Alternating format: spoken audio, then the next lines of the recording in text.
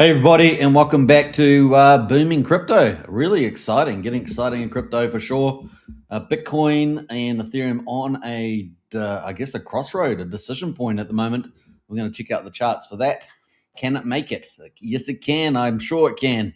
And of course, Pulsechain, it doesn't care. It's on the move. Pulsechain has been performing extremely well. Very, very exciting. So, we've had Bitcoin holding up pretty well. We've had Ethereum gaining against Bitcoin generally over the last, say, month, and now we've got Pulsechain rallying against Ethereum. I mean, the value chain is pretty awesome. So we're going to check out Pulse and Bitcoin and HEX later on, and watch where those are at the moment. But certainly a lot of hype and excitement coming in the market. A lot of FOMO. HEX, of course, getting the FOMO is definitely real in HEX. People are getting quite excited. So yeah, we're going to check it all out today. We're going to break down the final stock market day for Friday. It was very positive, very green. We're going to look at crypto as well, and of course Bitcoin and Ethereum. We're going to break down some of the treasury updates for the digital asset treasuries as well as the ETFs, and of course zoom in on Pulsechain and some of the action that's happening there. I did a whole what do you call it? Tsunami of X posts yesterday on a whole range of bullish topics. So if you haven't check those out too. We got Blair in the house there. Hi all, good to see you, Blair. Welcome to the chat. Always a pleasure to have one of the regs in the house. Another regular, of course, is Sean O'Malley, up only. Big shout out, Sean. Well, up only indeed. It's looking pretty good, isn't it, Sean? Very exciting indeed at the moment. Yeah, everyone's loving it. One's loving it. All right, Sean says, just got on a plane. Catch you on a replay. Hey, Sean, safe travels. Safe travels. See you on the landing bay. See you at the landing bay with the old luggage. All right, see you later, Sean. Cheers, mate. All right, so let's get into the results for the stock market. We're also going to give a bit of a clarity update as well. So for those that may have missed it, look at some of the biggest updates there. All right, let's jump into the stock market and see how it was pretty good because Wall Street closes at a record high after best week for stocks since April. Isn't that exciting? So we'll take that. That's pretty exciting. Let's get excited today. Yeah. We've got the Dow Jones was up 0.28%, so over 0.25% there, 152 points to 54,036. So look at that, pretty awesome. Let's have a look at the last year on the chart. You can see we're at all-time highs, and if we look at the max chart here, all the way back to a good time, 1970. It's just a record high. Look at that chart. That is awesome on the Dow Jones. Top 30 industrials. Looking at the S&P 500. If we look at that over the last year, we're now up 0.6% today, to 47 points for Friday and 7,757 on track for heading towards 8,000, aren't we? Looking pretty good there. And the last year we're at record highs. We're in history-making territory. Looking back all time, right back to 1970. Look at that chart, OMG, and of course Nasdaq there, 1.3% with all the tech companies, 342 points to 26,000. 690, and look at that. Woohoo! Let's look at the last year on the chart. Look at that, just off the all-time highs. Back there, I guess around the 29th of May. We're getting pretty close, guys. Getting pretty close. So we're really good stuff happening with the indexes there. We're getting really good, reporting seasons for the most part. There was a little bit of scare about AI capital investment, but apart from that, everything's on the up and up, aren't they? We're in a multi-year phase rollout with a lot of this technology. We've got a lot of convergence. We've still got a lot of the big technology themes to play out, like humanoid robots. And so, it's game on. We've got space exploration, satellites, data satellites, you name it. We're in a very, very exciting technological age right now. As we move, truly, I think the transition phase into the space age is upon us. You will not be able to hide anywhere. Think about that. There'll be satellites everywhere. You won't be able to hide anywhere. And if you think you can, well, they're going to you have to be deep down in the cave to probably do that, because they're going to have, heat sensors and all sorts of sensors on the damn thing. And this is a different world to live in when you cannot run anywhere, just about anywhere on the surface for sure. All right, so we got the US dollar. We're down a 30% there at 99.48, so pretty much stuck around this 99.5 mark. And looking at the volatility index, man, look at this. Exciting. Are you excited? Get excited because we are down 1.6%, quarter of a point to 14.9. OMG, that is risk on, baby. That is beautiful. And look at the last year, that is sensational. So great stuff happening there with the markets. Looking at the commodities, obviously still trying to get a deal done with the Strait of Hormuz, apparently. I saw some comment that Trump was personally negotiating. I don't know about that, but certainly Rubio must be at work. But we've got the West Texas at the moment down 0.25%, 21 cents to $77. And if we look at the last year, we've still got about 50% of the premium to go in the July bump, right? The July bump as well. And the Brent oil there down to 30%, 28 cents to $82.21. So yeah, we're not, I'm not really expecting anything, even if a deal is done, to be actually sticky, a good deal. We're dealing with, terrorist jihadi regime. They kill their own people. And of course, they want to usher in the world's apocalyptic end, right? So you're not dealing with very rational actors. Even the moderates are still extremists, and they love to, do the stop and goes. They've also lost their key leaders, and so they're pretty sore about that, as you could imagine. So whatever deal does get done, it's going to be a bit shaky. The other thing, of course, we have a lot of different actors doing different things. One of the most dangerous, we talk about China all the time versus Taiwan, but one of the most dangerous, of course, is Turkey. Turkey is they might be your best friend for a while, and then they'll betray you. They'll knife you in the back. So keep a lookout for Turkey, guys. Turkey is one of the most powerful militaries in the world, and is a NATO country, and is in the juxtaposition between Europe and the Middle East. But keep a lookout for those guys. I do not trust them at all. So that's something we might see in the future. Might be your best friends right now. But in the future could be all hell on earth. And so they're going to be a key player there, I think, for trouble coming up. We've got gold at the moment is up a 2.4%, 101 points to 4,400. Gold looking very good indeed, having a nice little rebounce there. We look at the last year on the chart. We can see that we're bouncing from that 4,100 mark, 4,000, and we're back up 10% basically. So it's looking really, really good. In fact, we're at a crossroad here. Between our lower low that we had back here on the 16th of June. So obviously a bit of work to do there, and also back to this last year's lower, upper, was I guess a high coming into 25, 28, 26, I should say, and we're at 4,100. So pretty pivotal point here. Can it start up another little uptrend? That's the question. Silver at the moment also benefiting from that, up at $63.80, up 3.5%.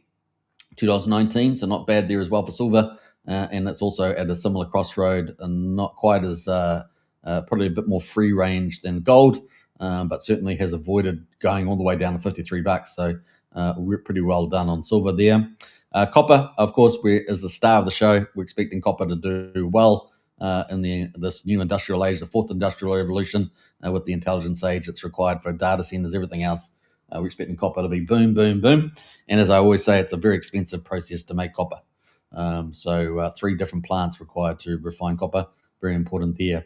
That being said, there is a new nanotech solution coming out with a lot of rare earths that started producing this year, January, and they're basically recycling a lot of old electronics and getting all the rare earths and metals out of that. So, there is some cool stuff happening in that space, particularly around rare earths. So that's kind of where we are right now. And funny enough, Trump had a big conference around investing in lots of minerals and mining. So big investments announcements today with the White House conference, and Trump was presiding over that. So America's going to go from greatness.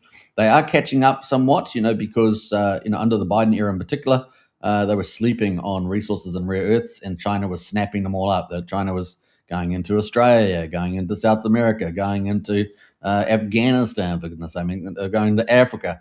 They were securing up all these resources while Biden was asleep at the wheel. And so, it's good to see Trump onto that right now. Not only are they doing that, but now under Trump's drill, baby drill, they are now the United States producing more oil than Saudi Arabia and Russia combined. And this is how successful Trump is being. And it's exciting stuff. And of course, that all flows back through to the American people through the old economy. So very, very exciting stuff happening here. and gas production and gas exports now leading in that as well. So United States going from strength to strength, guys. Meanwhile, in the West, we're stuck with these globalist Marxist fools destroying our countries. It's a very sad thing to be in, and it doesn't seem like there's, even though we've got some rises in popular parties, the existing globalists are trying to cheat and shut them out. So we'll see how we land on that over the next year or two. Very crucial that we get back the power to the people within the Trump era, right? So let's see how that all goes moving forward. All right, so we got copper at the moment looking pretty good. So that's pretty much the copper, the results. Now, you guys know we're going to have the jobs report out. Well, it did come out, and the jobs report came out pretty nice in terms of the, not in terms of jobs, but pretty nice in terms of the Fed, and that's kind of what we're worrying about.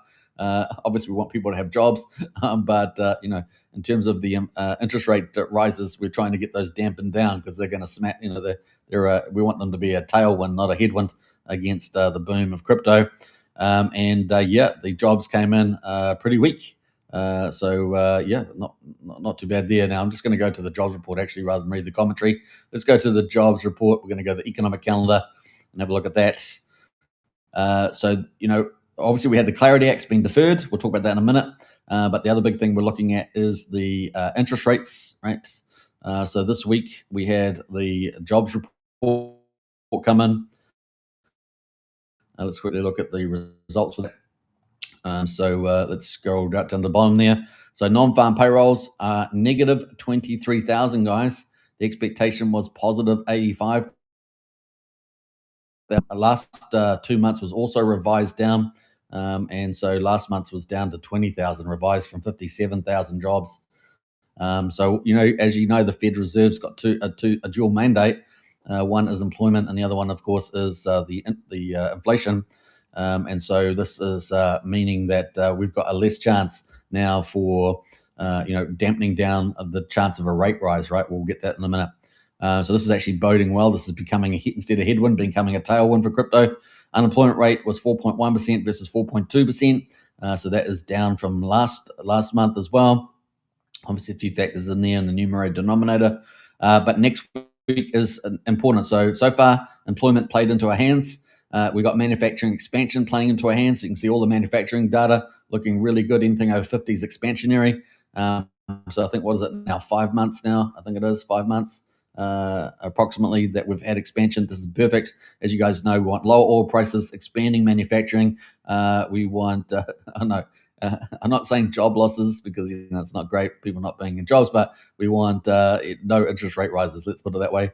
And so that's, and if possible, a rate decrease. All these variables are become tailwinds, and so far they're all kind of looking not too bad, look pretty good for the crypto, fueling the fire for our pump ahead. So pretty important there.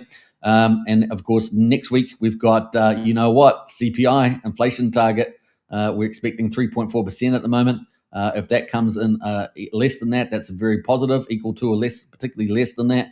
Obviously, we had the rise in oil prices, but will other aspects of the economy be deflationary when we get to the final result for that next Thursday, guys? Very important there, feeding into this interest rate narrative.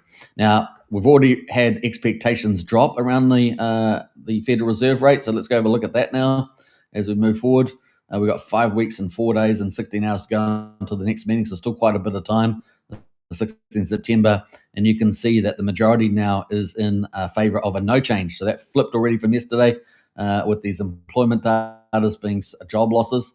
So we're at 56.6% of the market expecting a no change. And that's what I suggested is going to happen. So that's what's happened here. Very positive.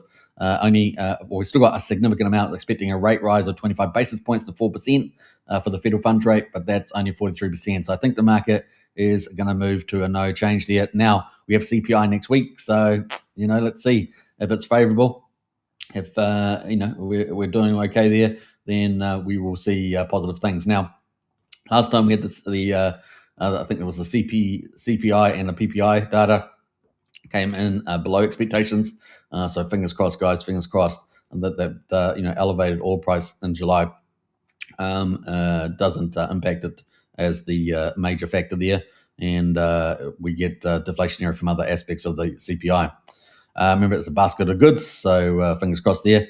October, we're expecting 25 basis points, so still October's got a rate rise expected in it, and December has also got that rate rise as well, particularly maybe even 2 rate rises at 27%. But I think it's going to end up going from hawkish, in other words, rate rises, to dovish, and that means no rate rises, maybe even a decrease by the end of the year. We'll keep watching these numbers as they come in, employment and inflation, of course. At the moment, of course, Chairman Wash is pretty much going with the numbers, and I think that would end up on balance being a no change. And if it heads in the right direction, maybe even a reduction later on. Now, I do see that trueflation numbers, which is another measure, said the CPE and CPI, PPI. We got the trueflation number. It's in real time too. It's not lagged like those other indicators. And that's actually been rising to about 2.4%. So we definitely had some elevated prices there. And we'll be tracking that, see if it comes down. So still quite a while to go, almost 5 weeks to go. 6 weeks to go until the next feed meeting. And we've got the CPI next week, a very important number coming in. All right, let's jump over to crypto. So that's our pretty bullish overall, wasn't it, for stock market and the economic news supporting a move higher for crypto. Well, we had the Clarity Act disappointment yesterday, and Bitcoin decided to move higher. And said, screw it. Michael Saylor said, Bitcoin doesn't need the clarity. It's the United States that needs the Clarity Act. So, and then, of course, Bitcoin moved higher. So power on, power on. Flat Earth Corporation House, they're all in HEX. Yeah, we're going to talk about HEX coming up. Super bumperlicious there. Fomo is real, as I said on the title. So total market cap at the moment of crypto, 2.296 trillion, up 0.5%. So enjoying the green candles, just like stock market. Bitcoin at the moment is up 0.9% on the 24 hours, sitting at $898, just below our 65K. Now, 65K is our really critical target. I'm hoping that we can close the day on 65 today, and then maybe by next week we could break down the 67K. That is really the big resistance. If we break 67, and we'll talk about that in the chart, I think that's hyper bullish. So we'll wait to chart for that. Bitcoin is up 3.1% for the week, so still modest, but pleasingly to the upside. Ethereum at the moment up 0.6% at $1,914, up 2.7% for the week. BNB at number 3 is at $590. It's down 0.3% today, but up 0.6% for the week. XRP at number 6, down almost 1% for the day, down 3.6% for the week at $1.03. Solana at number 7 is up 1.4% today, 1.1% for the week at $73.86. With tokenization changes coming up for Solana, this could be a hyper bullish move. And Solana at the moment, the chart's not looking particularly great. It's kind of at a crossroad as well. But the tokenomic changes mean that Solana is probably going to do something pretty amazing moving forward. So we'll be watching that. Tron at the moment is at number 8. It is down 0.2%, 0.5% for the week at 32.77 cents. Number 10 is Hyperliquid. It is down 3.8% at $54.19. Just been easing off there, not doing too much right now, but still up 2.7% for the week there. Dogecoin at number 11, our honorable mention there, just below 7 cents, down up 0.8% for today, but flat for the week. So really the only standout there, I guess, is Ethereum and Bitcoin. Really the weekly standouts there. And that's why, I said they're kind of looking good, didn't I? I can't remember what I said on the title, but they're at the crossroad decision right now as Bitcoin and Ethereum. And of course, that would lead all markets, all the altcoins up too. So overall, let's have a look at the top 5 and the top 100 overnight. Well, we've got Bitway coming into the top 100. So welcome to Bitway. We'll have a quick look at that. But Bitway has come in the top 100 there.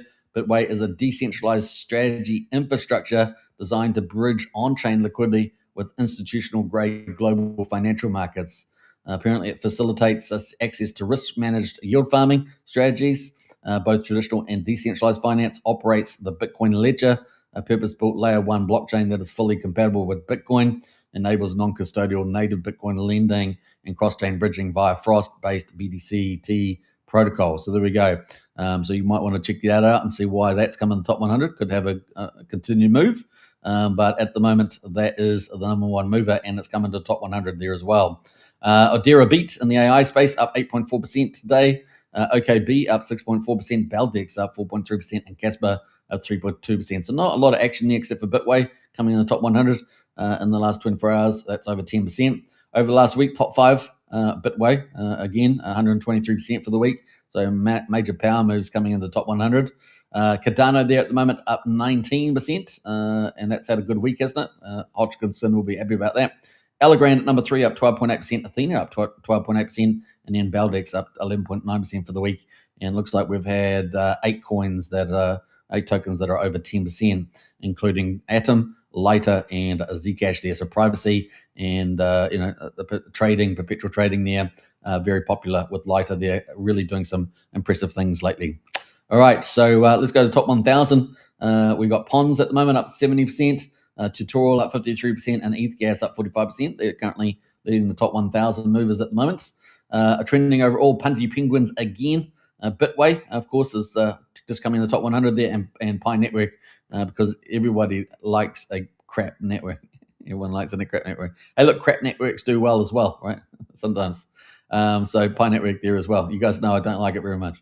I keep saying it all the time. All right, so let's jump into the expectations quickly around Fed, just to move before we move on too far. The poly market expectations also no change in interest rates. So there we are, 63% of the market there on poly market also backing that up. So you guys can see we've got some good tailwinds in the stead there. So the employment data, as negative as it was for employment, was positive for no change in interest rates, which is positive for crypto. And also we've got obviously a lot of printing going on with the M2 Monday supply. So, that's good for putting into risk on assets. We got the risk on indicator there as full on mode, and we've got green candles everywhere. Everything's looking pretty good, isn't it? So exciting times. We got oil prices come down a little bit there, still 50% off that July premium. We've still got a bit of work to do. Hopefully we get some good geopolitical progress there. And we've obviously got some action jackson happening here with the Bitcoin moving up against Clarity. So positive sentiment there. Now here we are on Coinbase. This is the hourly chart, so you can see the candles here. Just over the last day, we kind of rallied from 6,400 to $64,100, and Bitcoin decided to pump. Look at that. So the news came out about Clarity, and then it pumps. So screw Clarity. We don't need Clarity. The United States needs Clarity, as Michael Saylor said. So the market liked that, right? The market liked that. And overall, we moved up just on the hourly here, moved up 2%, $1,244 on Bitcoin. Obviously had some retrace there since then, come back to 64,500, now back up at 64,885. So that is the hourly there. Let's quickly look at the 4 hourly, the trader's view for Bitcoin. We can see that the trader view there, we're above the 200 4-hour moving average at 64,000. And we're looking pretty good, aren't we, in this 4-hour view here? High lows, high highs, and we're getting up to a crossroad there. But the daily is one I really want to look at, and the daily here is I really was hoping that we were going to close over 65K yesterday, but if we can do it today, I think that's just as good. But we certainly don't want to go down below this, a baby blue line here. That's at 62,200. We want to stay above that. But I think that we're at this crossroads at the next level at 65. So hopefully we can close over 65 today. That would be very bullish indeed. Next target after that would be 67, right? So 67 is the key. We see we got the 67,300 back here on the 15th of June. We want to get over 67 and then head up to 70. And at the moment, we've got the 200 moving average at 70,250. So 70K is the next target. So get over 67. I think I clear at 68, but 67, let's say, then 70K, and then we're off. So if we reach 67, I think we're good to go. And I think this opens up 74,000 all the way up to, let's say, 78. I think that will open up 74 to 78 here, and that matches us up here at the top as well before this third wave, top of this third wave up here, which is 82. But it gets us up to the shoulder here, looking very good indeed. So those are the kind of targets. I think if we can get over 65, I think we're looking good for that move. That doesn't necessarily mean we're out of the bear market, although I think we probably are. I think that 57K is probably the mark there, but there are a lot of people holding on to that we're going to have one more wave down to a hard move to the bottom side, which would be to 50K, 47 or something like that. Some people still out there with diluted numbers about 35. I just think that's insane. But certainly, 47.50 is still not out of the ballpark. That would be the bear case. But then, there's a second counter argument that we had the bottom at the 57 recently, and we're already moved on. And so October's not really the deadline there. So there's a couple of views out there. And then, of course, there's the more bullish view that, we're really on the up and up from here, and just in this final accumulation phase, and that we won't be going too much down. So is this potential move from 65 to 67 to 70 to 74 to 78, those sort of ranges on this big move, is that just one final move before we get the final down to 50K? That'd be the bear scenario. Or is already the bottom in at 57, and it's just good times until the upside here for the old Bitcoin. Well, that's why we're following the Bitcoin treasuries really closely too, isn't it? So we'll get to that in a minute. All right, so let's go to the weekly on here. The weekly chart at the moment, we're sitting above the 200 moving weekly average. This is kind of our dynamic 4-year average, and we're sitting above it, which is pretty bullish. And you guys know that any time below this orange line, this 200 weekly moving average, this 4-year moving average, has been a pretty good buying zone as Bitcoin becomes more in demand and arguably more scarce over time. And of course, with the halvings continuing to move forward. And we know that by 2032, we're going to have 330 Bitcoin left to mine, and we'll have 2 halvings by that time. So we'll go from 450 a day, 13,000 a month, down to 112.5 after the second halving. So it's going to get definitely more scarce, and we've got more people coming in to buy it, and it's definitely better than gold. Let's say, I mean, you can just transfer it from wallet to wallet, but let's see, it's going to be good. All right, so this is kind of where we're at right now, looking pretty strong. And if we can get up to, if we do get this move, let's say the move gets as high as 77, 78 up here, that's looking pretty positive. Obviously, if we got as high as, if we end up having some insane move to 82,500, we've broken this downtrend, right, for this bear market, and we're game on, right? And interestingly enough, look at where the 50 weekly moving average is at. That's at 83,400, and that's kind of where we had our top here at 82,500. So it's a pretty close zone there. Very key line there, right? Very key between those two horizontal resistances there, and also the moving average for 50 weeks. Obviously, a key turning point there. But we're not there yet. But hey, look, I'm feeling pretty optimistic. If we hold 65, break 67, maybe even over this weekend, next week, could be game on. And that inflation data next week becomes even more important, right? On Thursday, that CPI data, if it is below expectations, man, it could be game on, right? Game on, absolute game on there, and very exciting. We already see positive flow from the employment data with a no change. That's already kind of bullish for the short term. It helps fuel this as well. If we get any good geopolitics out of the Strait of Hormuz, that's game on too, right? Game on too. So that's where we are on the old Bitcoin. Let's jump into some of the catalysts, some of the buyings of the buyers. Well, here we are with the treasuries. We've been following this pretty closely because why? You follow the money, right? You follow the money. If we were just focused on one project or this project, we're just isolated, right? We're just not thinking about the big picture, and we don't know what the weather's going to be like, right? We know like we're on a ship on an ocean, and we have no idea what the weather's going to be like. We need to know what the weather's going to be, and have a good time. Have a good time. All right, so see you on Ibiza. But we got MSTR at the moment, number one. It is 842,000. I'm not going to go too much into these, but we've got a lot of these digital asset treasuries for Bitcoin are very active and ramping up their activity. 21 Capital, Metaplanet. We're going to see some good buying from a lot of these entities. Mara is probably the only question mark there. You can see it's down. Question mark over Mara there, but Bitcoin Standard Treasury, Strive is slowly rising. Maybe the fastest valued company moving forward. Keep a look out for that. They have a pretty good management team and using amplification pretty well also with their preferred stock.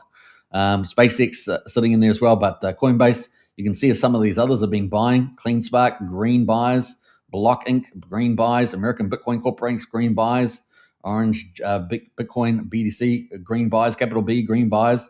The Smarter Web Company, green buys. So, even the smaller DATs are buying now, and this is activity we haven't seen too much of. This is only going to be a positive flywheel stuff, guys.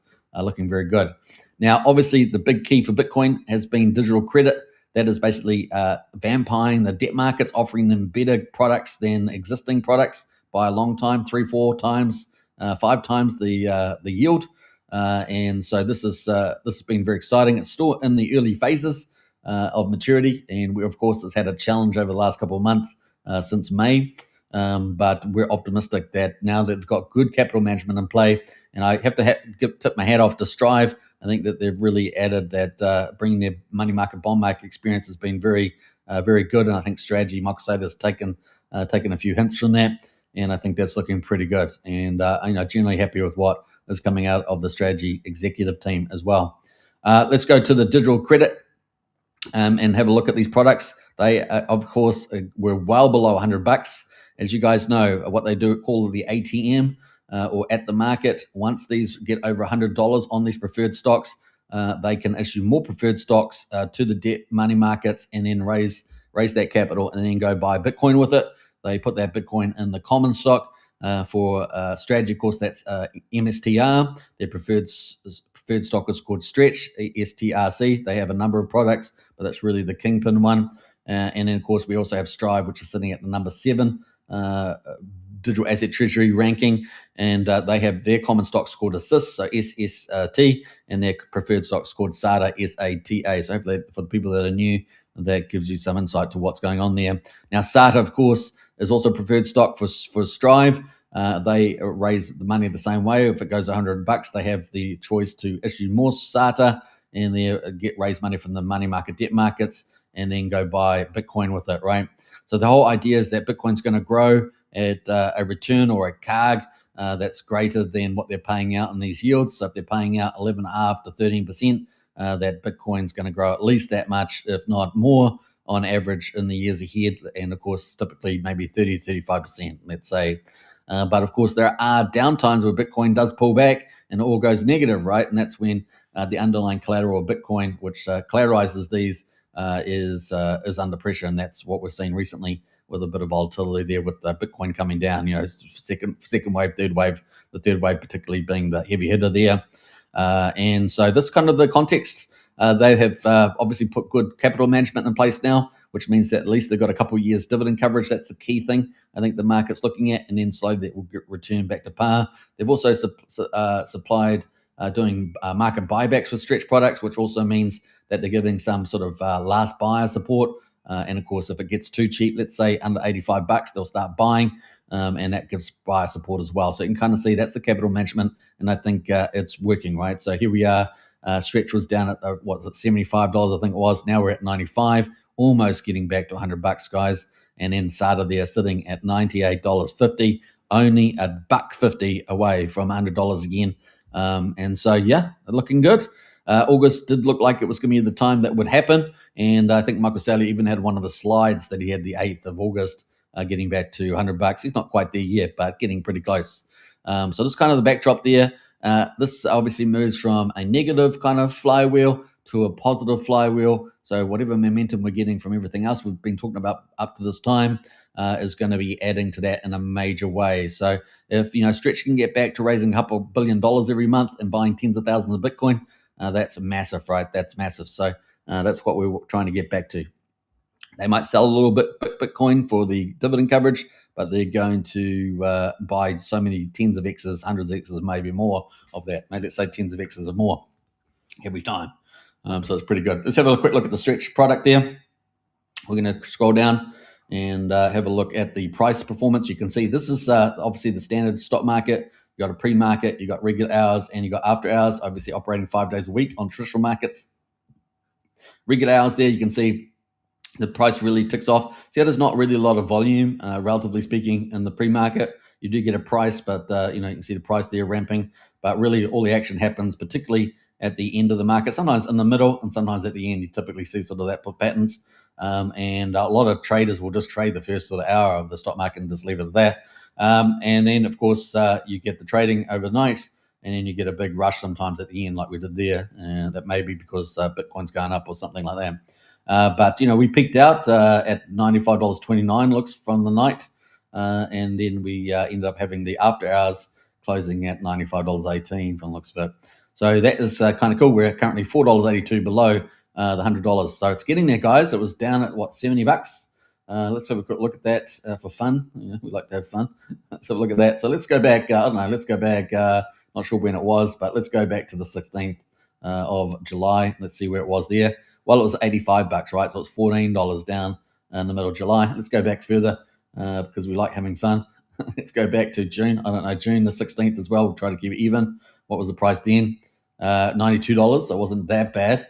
Let's go back forward. I guess we'll go forward. Let's go to the end of June, 30th, and we'll try and hunt down the stuff. $84. I'm not quite sure, can't remember exactly when the day was that it was at the low. So we'll go back to July. Let's go to the let's go to the 10th of July. I'll see what that was like. So $87. So it did get down, I think, 75 on one day. Not sure what day that was, but $12.25 there. So it's getting up there, folks.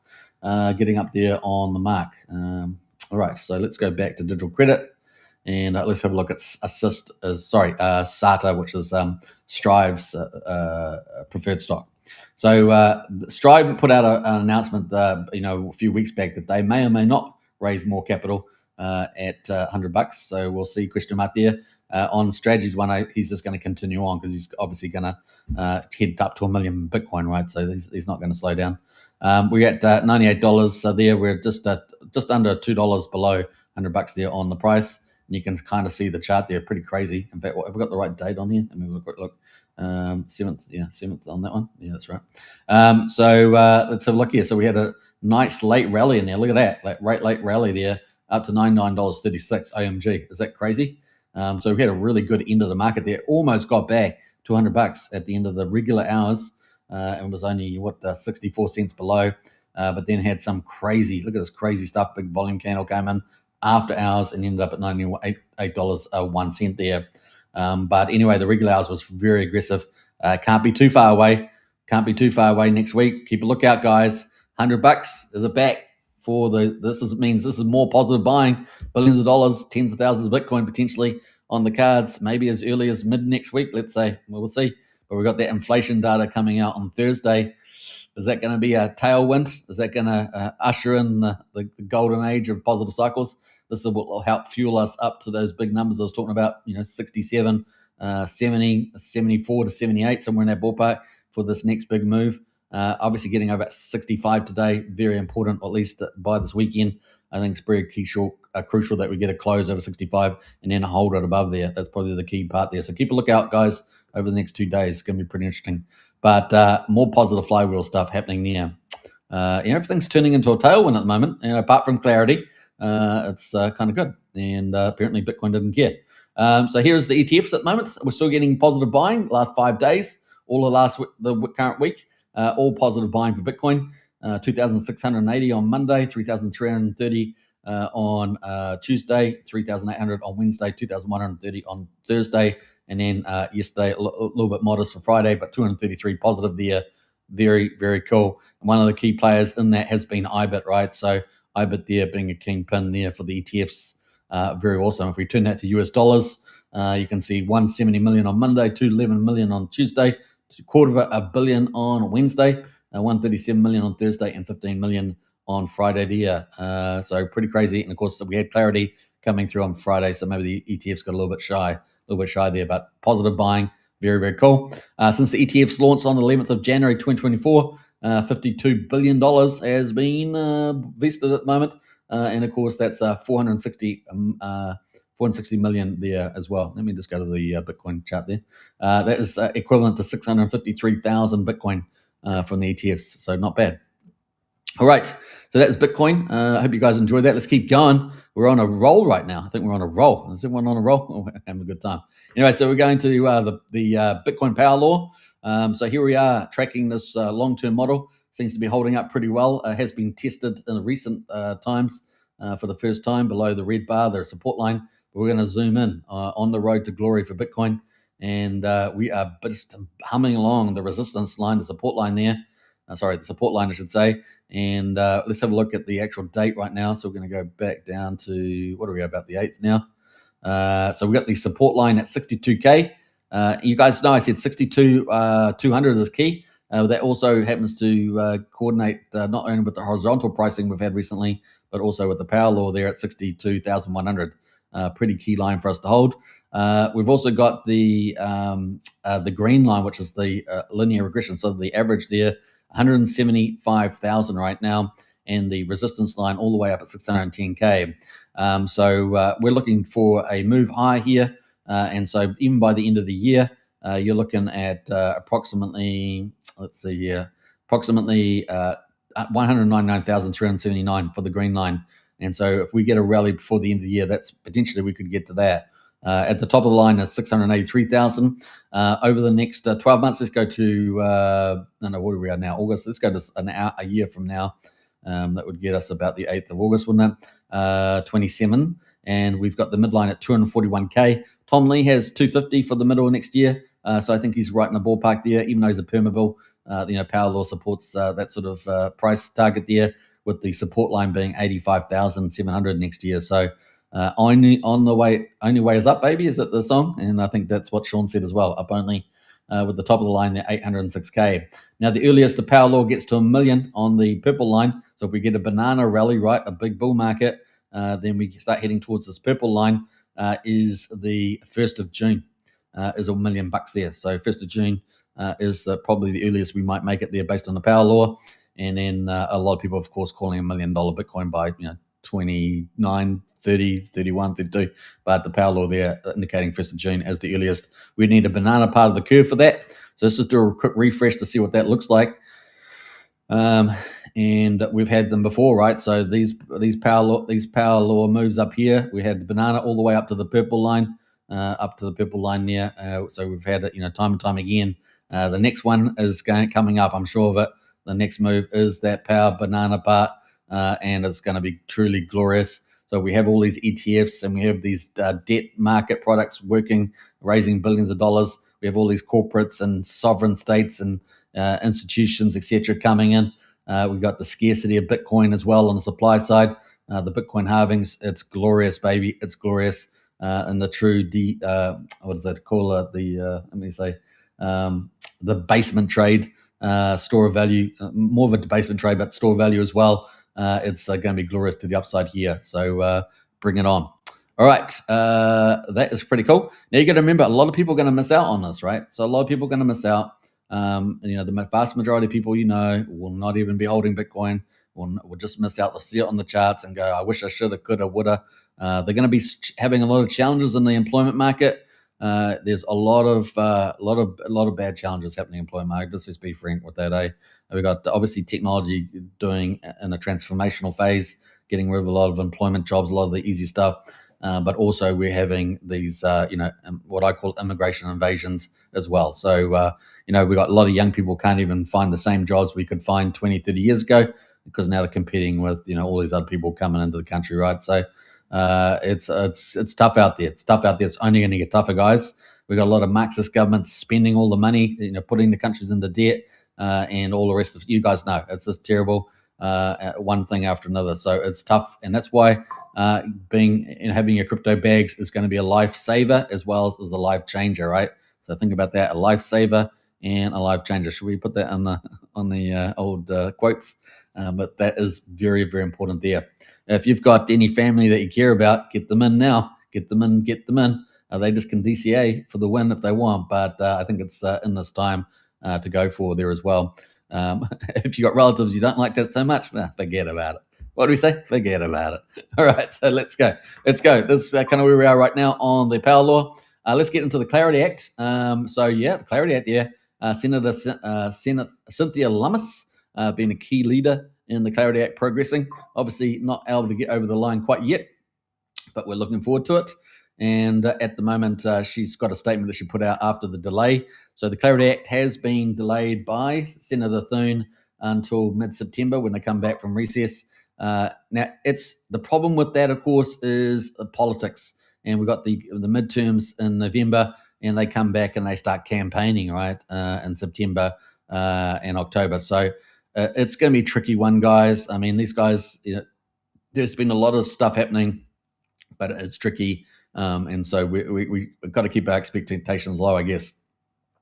But she put a statement out, says, "You all know me and how long and hard I've fought for this bill.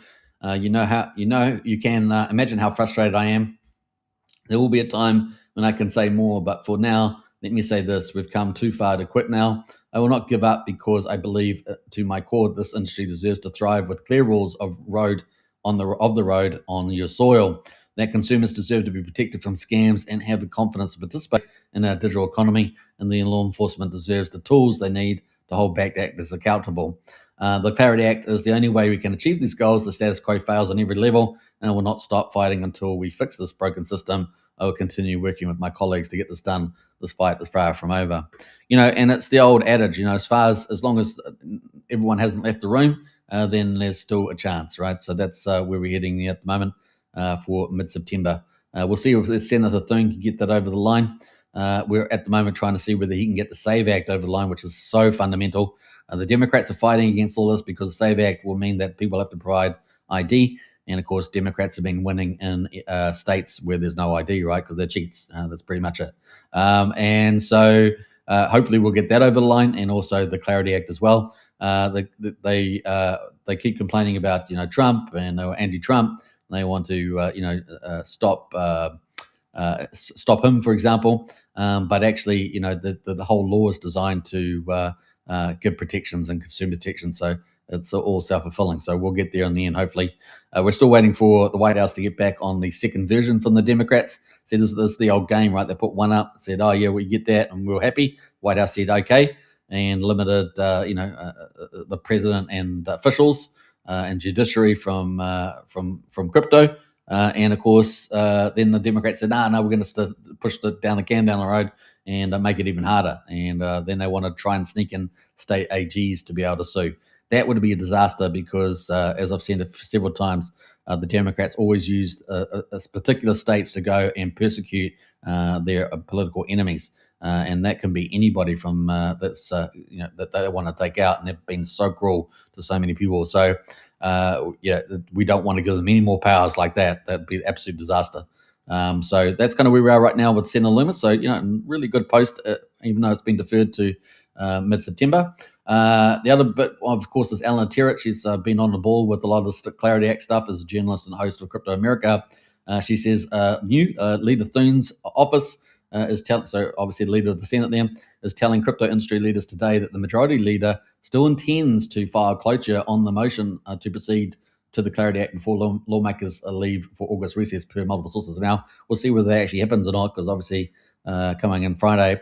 But the move would tee up a vote on the Clarity Act in September, and is being viewed as a positive signal that GOP leadership intends to make the bill a priority when the Senate returns. Now, I'm not sure if anything's happened with that particularly. We'll try and get an update on that tomorrow. But there's work to be done between now and then. Negotiations need to find the votes that currently aren't there, starting with finding a path forward to resolve the disagreements over yield, which has re-emerged as a front and center issue following the Wall Street Journal op-eds, and as banks have made significant inroads in persuading Republican members that language needs to be changed. Now, particularly small banks, right, which is kind of silly because a lot of small bank customers won't even use crypto in the future. But hey, let's see how it goes. And of course, securing a palatable bipartisan ethics committee. Still no word from the White House sources say that there's clearly less urgency to respond now than there was earlier week there. So that is kind of the play. Now, we've got a little comment here from Benjamin. I'm going to read this out because it probably is what we're all thinking, right? He says, "Trust me, I am a US Senator. Okay, we didn't file for closure because of a few last-minute issues, but I promise it will be the first thing we do when we come back. September. Oh, okay. A few issues have come up that need our immediate attention. Government shutdown, war, save America, etc. But once we deal with these issues, it's our top priority. I promise. Last day. Okay. Once we lose the midterms and I'm no longer majority leader, I promise it will be the top priority, as I will not have much else to do. So it got a bit of a feeling about how people feel about these politicians, but particularly, it's certainly challenging there. But look, Democrats don't want America to win. They just want to do managed decline. And when I say managed decline, I mean make it hell on earth. Look, they just opened the borders, and there was mass murders, mass rapes, mass everything else. The Democrats couldn't give a stuff, right? They couldn't give a stuff. In fact, they were ushering it in. They loved it. They loved it. They're just such an evil bunch of people, and they only want to put in a nightmare society as they get all rich. They clip the ticket on the way down, and then they say, "See you later." See you later. Not surprised with any of that. let's jump into the ETFs for Ethereum. We're going to get into that. Before we do, let me just pull up the charts here. We're going to go to pick up Ethereum, then see how that's done. And then we're going to jump into Pulsechain, which has obviously been rallying really nicely, and HEX there leading the way.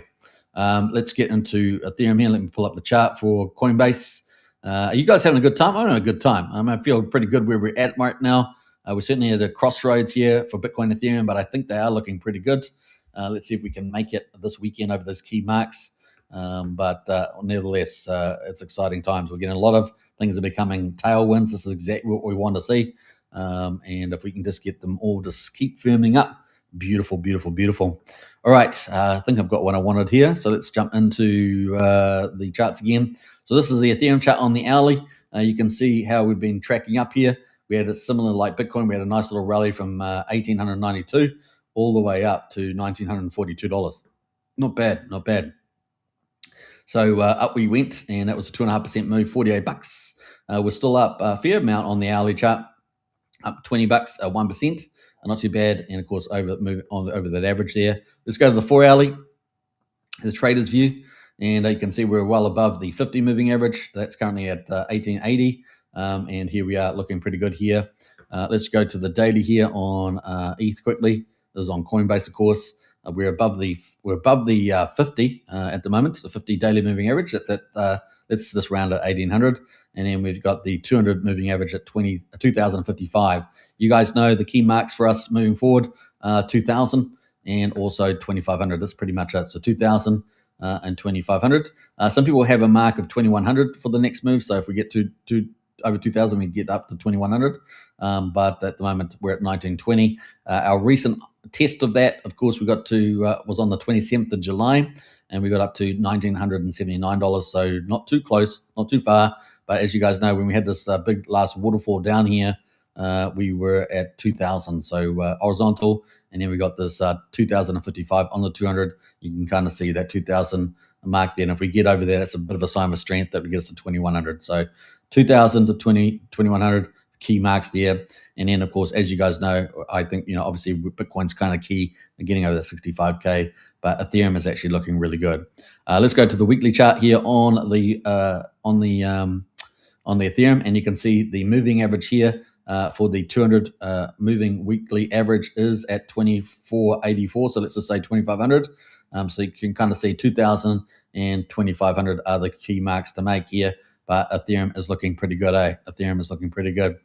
We also had a horizontal, we always had resistance up at this level as well on the horizontal chart with the last candles back here in April. So a key mark there, and you can see the 50 weekly moving average moving down pretty aggressively right now. See that moving down, and that's now at 2,700. So it's going to make it even easier for us to pump. Now let's go back to last year when we obviously had the crypto coming down. We had Trump reorganizing the World Trade Order, and then of course we had the relief around tariffs. We had the Genius Act come in for stablecoins, then the digital asset treasuries come in, and of course we had a lot of short coverage as well. And within 133 days, Ethereum there did a 3.5x rally. So even though if you were coming down this move here, you'd have been screaming, "Oh, damn it," which is fair enough, right? Prices going down, your portfolio goes down. But then how quickly did it revert on good catalysts? And up we went pretty quickly in 133 days. So it doesn't take long, right? So what's that, 30, 60, 90, 134 months? So up and up and up. And this is what we could be seeing pretty soon here as well. So there's two scenarios, of course. The bear market finishes in October, or the question is that we've already had the bottom. That was probably back here in May, June, and particularly with Bitcoin at 57, and that it's time for us to just slowly track up here, however that looks like. So we're still feeling pretty bullish, and we're getting a lot of these headwinds becoming tailwinds, helping fuel that too. And so we might get another big move moving here. What are the catalysts? Well, obviously stablecoin continue, a bit more digital asset treasury, not quite as robust as Bitcoin, right? So Bitcoin's got all those treasuries fairly active. We've only really got two, right? We've got Bitmine and SharpLink for Ethereum, but they are showing strong leadership there as well. And so we're feeling pretty good about that. We've obviously had the 3 nodes set up to support Ethereum on the attack. with commercialization, with Ethereum Labs, Ethereum Institutional, and Ethereum Systems supporting the Ethereum Foundation. And so we've got a lot of bases covered. Now, there is indications that we're going to get more nodes set up as well. I think maybe we might even get a marketing promotional one. We'll see. We'll see what happens there. But I think we've Tom Lee's hinted that there could be 1 or 2 more nodes coming. So we might end up with half a dozen is possibly there, with some very smart people doing, very passionate about blockchain and Ethereum succeeding there. So pretty cool. So we're at $1,912. Ethereum there looking pretty good there on the chart there. So we could get a big re-rate very suddenly here, and we're getting some pretty similar squeezes here with the 50 and the 200, and again here right now. So keep a lookout, guys. Keep a lookout. It's looking pretty good. I don't know why this has gone white. How'd that go white there? Let me just go back in here. Let's see what we got there. I don't know. How'd that go white? I don't know. We'll go light, and then we'll go white. We'll go dark mode. Yeah, dark mode there. All right, that's kind of cool. All right, so we're back. Did we get some more comments in the chat? We did. We've got Christos in the house there. Good morning, Superman. I'm having a good time. I'm sure it's so good, isn't it? Really is great. Still cheap prices too, particularly on Pulsechain, and I think there's some other ones out there cheap too. So if you guys haven't gotten the Strategy Club, I highly suggest you join. It's only just over $1 a day, so it's a pretty good value. And so if you want to join up the Strategy Club, the link's on YouTube. Join up today. I pass in tons of intel constantly every day there with all the stuff that I think is really important. And also, if you are on X, just scroll to the top there. There's a link to the Whoop store, and that's one of the biggest sites where people often join up to Discord clubs. Join up today into our private Discord, and it also includes all the rest of the Discord benefits as well. We look forward to seeing you in Strategy Club. It is pretty fun. All right, so any news linked to the pump today, says Tom Boss there. Well, probably Michael Saylor there just saying that clarity doesn't, Bitcoin doesn't need clarity, but the United States needs clarity. It's probably the case there. And the market moved up. Probably also certainty, right? That it's done and dusted, and it's moving to mid-September, and so time for the market just to do its thing, and that's probably the case. All right, so we're at 1911 right now.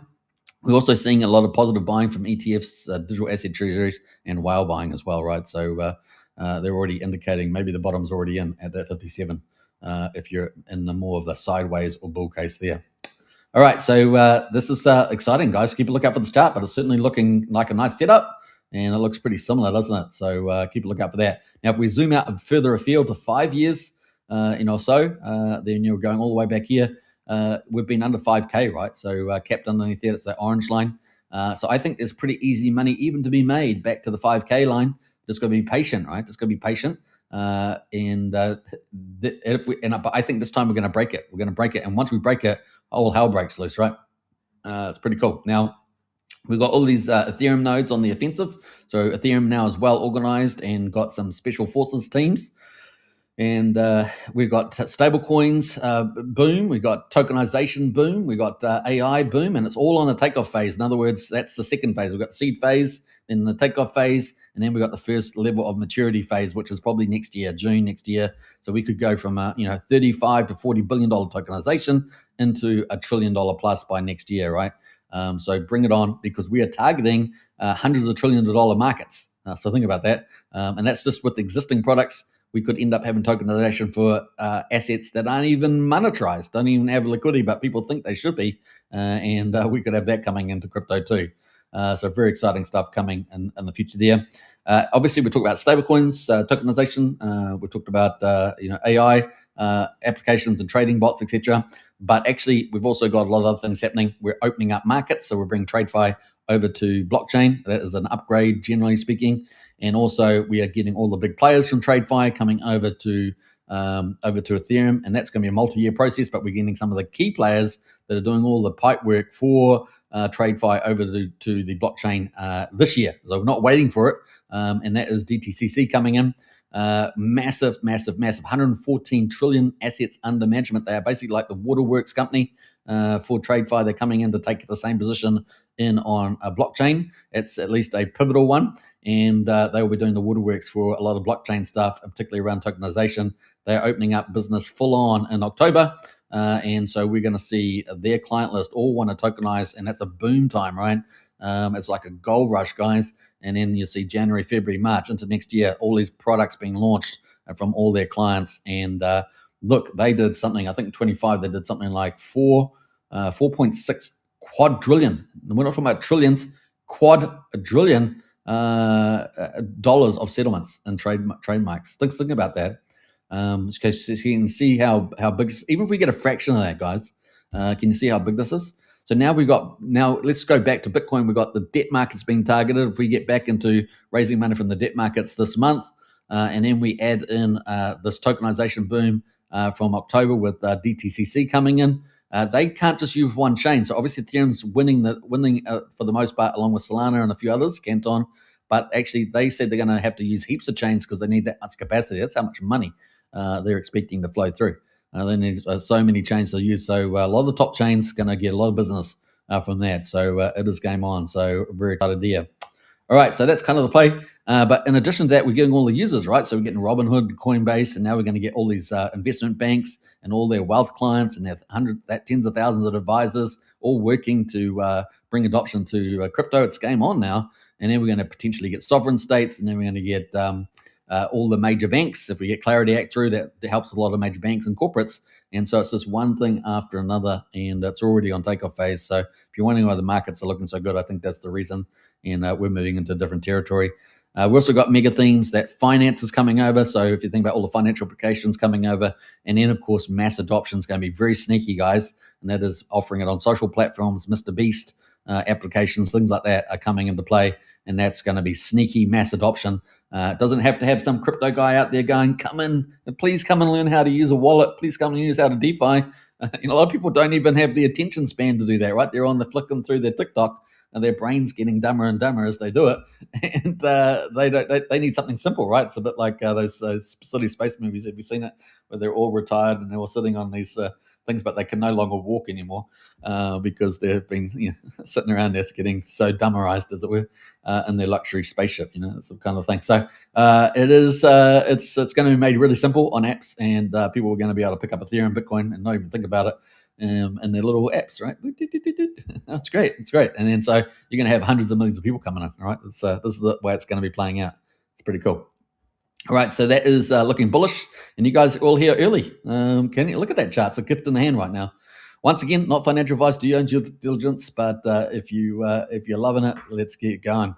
All right, so that's the Ethereum price right now, looking pretty good, and we're looking at take out that 2,000 hopefully in a week or two. Let's see how it goes. Could be next week. We'll see. The inflation numbers certainly going to be a key one coming up. Now, looking at the ETFs, let's go look at the Ethereum ETFs at the moment. And we're going to get the weekly updates, by the way, for the digital asset treasuries for both Bitcoin and Ethereum on Monday. That's going to be really exciting to see that. So far, it's been going really good. Let's see how that gets on.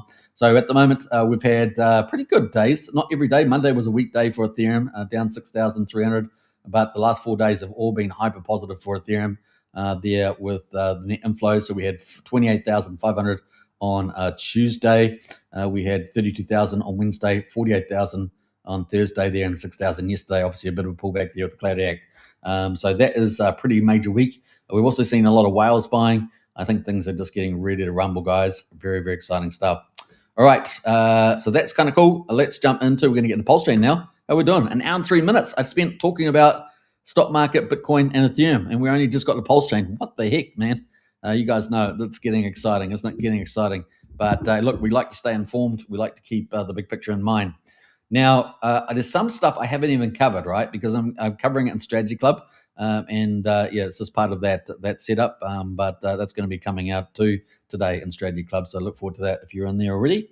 All right, so let's go into that's around projects. So like, what are the better projects and stuff like that? There's a lot of opportunities right now in the market. So let's have a quick look at the Pulsechain. Let me just pull that up quickly. We're going to go to Pulsechain stats, and then we're going to bring up DEX Screener. We're also going to have a look at DEX Screener on the old Pulsechain. I'll bring that up as well. We will have a look at HEX chart too today.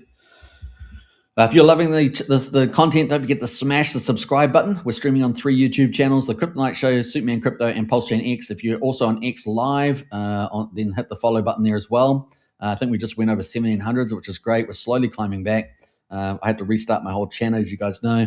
and onwards and upwards from there. It's certainly exciting times. Also, the Crypto Night Show is official publication is the Monster Thread. As the hottest Pulsechain weekly news comes out every single week, 65 weeks in a row now. It has been a great supporter for project teams to get project awareness as well. We've got a lot of blue chip projects in that in the Monster Thread as well. It is a professional publication, but has really been a very balanced publication, getting the best for everybody, which is very exciting. So if you guys have enjoyed the Monster Thread, leave a comment in the chat there as well. Big shout out to MVS Crypto, of course, the editor-in-chief of the Monster Thread, also the promotional lead for the Crypto Night Show. If you do want to get access to that, hit him up as well in the first instance, or myself as well. You can hit us up on Telegram, on X, on Discord. You guys know what to do. And so exciting times ahead. 65 weeks, man, crazy. The publication is doing a great job. All right, let's bring in the Pulse chart here. Pulse chart has been on a tear. We've been getting our dreams come true, and you can't ask much better than that. So let's get into the chart for there as well. Let me just up and up this. So Pulsechain, we'll get there. Let's go. Without further ado, let me get into the charts here. And bam. All right.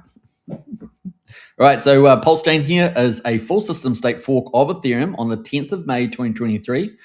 So if you had coins on Ethereum, they would have got them copied over to Pulsechain.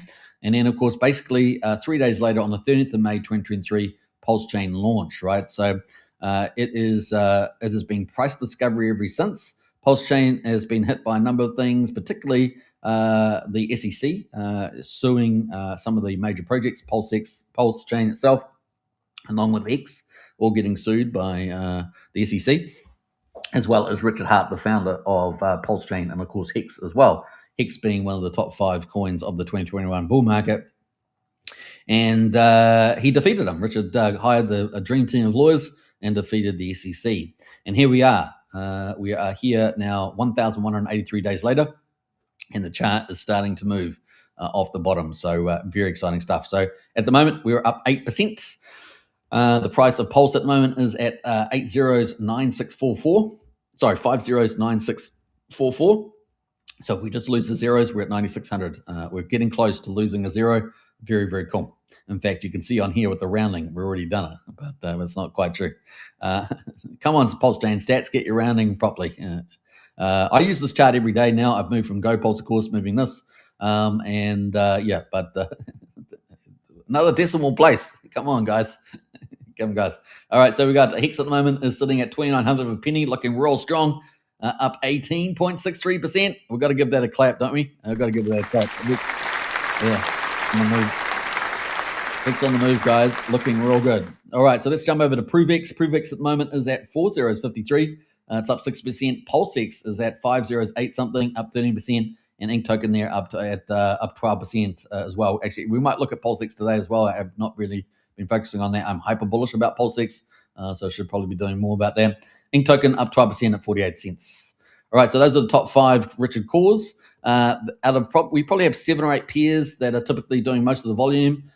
Traditionally, they've been over 100K. They're probably much higher than that now. We'll probably look at that today as well. But essentially, let's say we've got 8 peers that typically are driving most of the volume on Pulsechain. And of course, Richard cores 5 of those 8 as well. So kind of cool. The other ones were being PDI, Peacock, and occasionally, what's the other one? Some of the wrapped ETH, I think it is, that comes in the chain. All right, so let's jump over to the gas prices. Let's have a look here. So we got the beats at the moment just under 500,000, so a little bit higher than normal. 73 pulse per Pulsex swap. We're sitting at 700th of a penny for Pulsex right now, so still pretty cheap, but a bit more elevated is good to see, right? Because we want to see fees get a little bit more expensive as we go, so that the chain itself, it's indicating it's more valuable, right? So that's what we want to see, and it's getting more valuable by the day. Validators, so we've got that. So we're up to 46,873. This is also another health check, right? This is why we look at these global stats. So we tumbled all the way down from 50,000. I think we got down to 42 or something, 43. And now we're climbing back. We're now at 46,873. So real positive stuff happening here, liking what I'm seeing. As Pulse goes up in price, more valuable. And so hopefully people come in and stake more, right? So we're sitting at 1.5 trillion Pulses actually staked. If we round that, the value of that's 14.38 million right now, with Pulse going up in price. Nice to see. Current APR 9%. Daily fees is 373 million Pulse. and then the validated cost at the moment, which is 32 million Pulse to solo validate, is $307 at the moment. But there are other options to validate through public staking platforms like Vouch and Validate X from PlusX. There are other opportunities there just to do basic validating yields. Well, they're not that basic, are they? Because they've kind of zooped them up a little bit there, supercharged them a little bit. Let's go to the bridge stats. This is our other global indicator we've been watching. This is fresh capital coming in, right? Fresh capital. Follow the money. They always follow the money, right? Volumes and money flows. That's what we were trying to follow. Well, I'm glad to say the bridge is going up in value. Obviously, HEX is going up in value, so it's lifting this as well. But look at that, 64 million. Pretty cool. We bottomed out at 47.42. And so what does that mean? 47. So I guess we're up 3, 14, 17. Let's say 16.6 is it? I think it's around right. 16.6 million up off the bottom. Pretty fast too. Look at that stuff. So we're up 5% over the last day, 17% over the last week, and 32% over the last 30 days. We'll take that. That's pretty cool. Now, do I have anything? Do I have anything better to animate here? I don't know. Let's see. What do I got here? Animate there. Am I hiding something? I don't know. What am I hiding? I don't know. I thought I had a special fireworks here, but I don't seem to have them up at the moment. All right, so that's pretty cool. If I had fireworks, we'd play it. Guess what today, guys? Woohoo! Daily inflow, $925,000, almost $1 million. That's pretty cool. And of course, we're coming off low bases, so these are exciting numbers. Outflow, 466K. Net flow, $458,000 today, guys. Is that the best I've seen, or at least one of the 2 or 3 best days we've seen? I think I saw another good day like that. So pretty awesome there. I think we're getting the magical touch on our Pulsechain.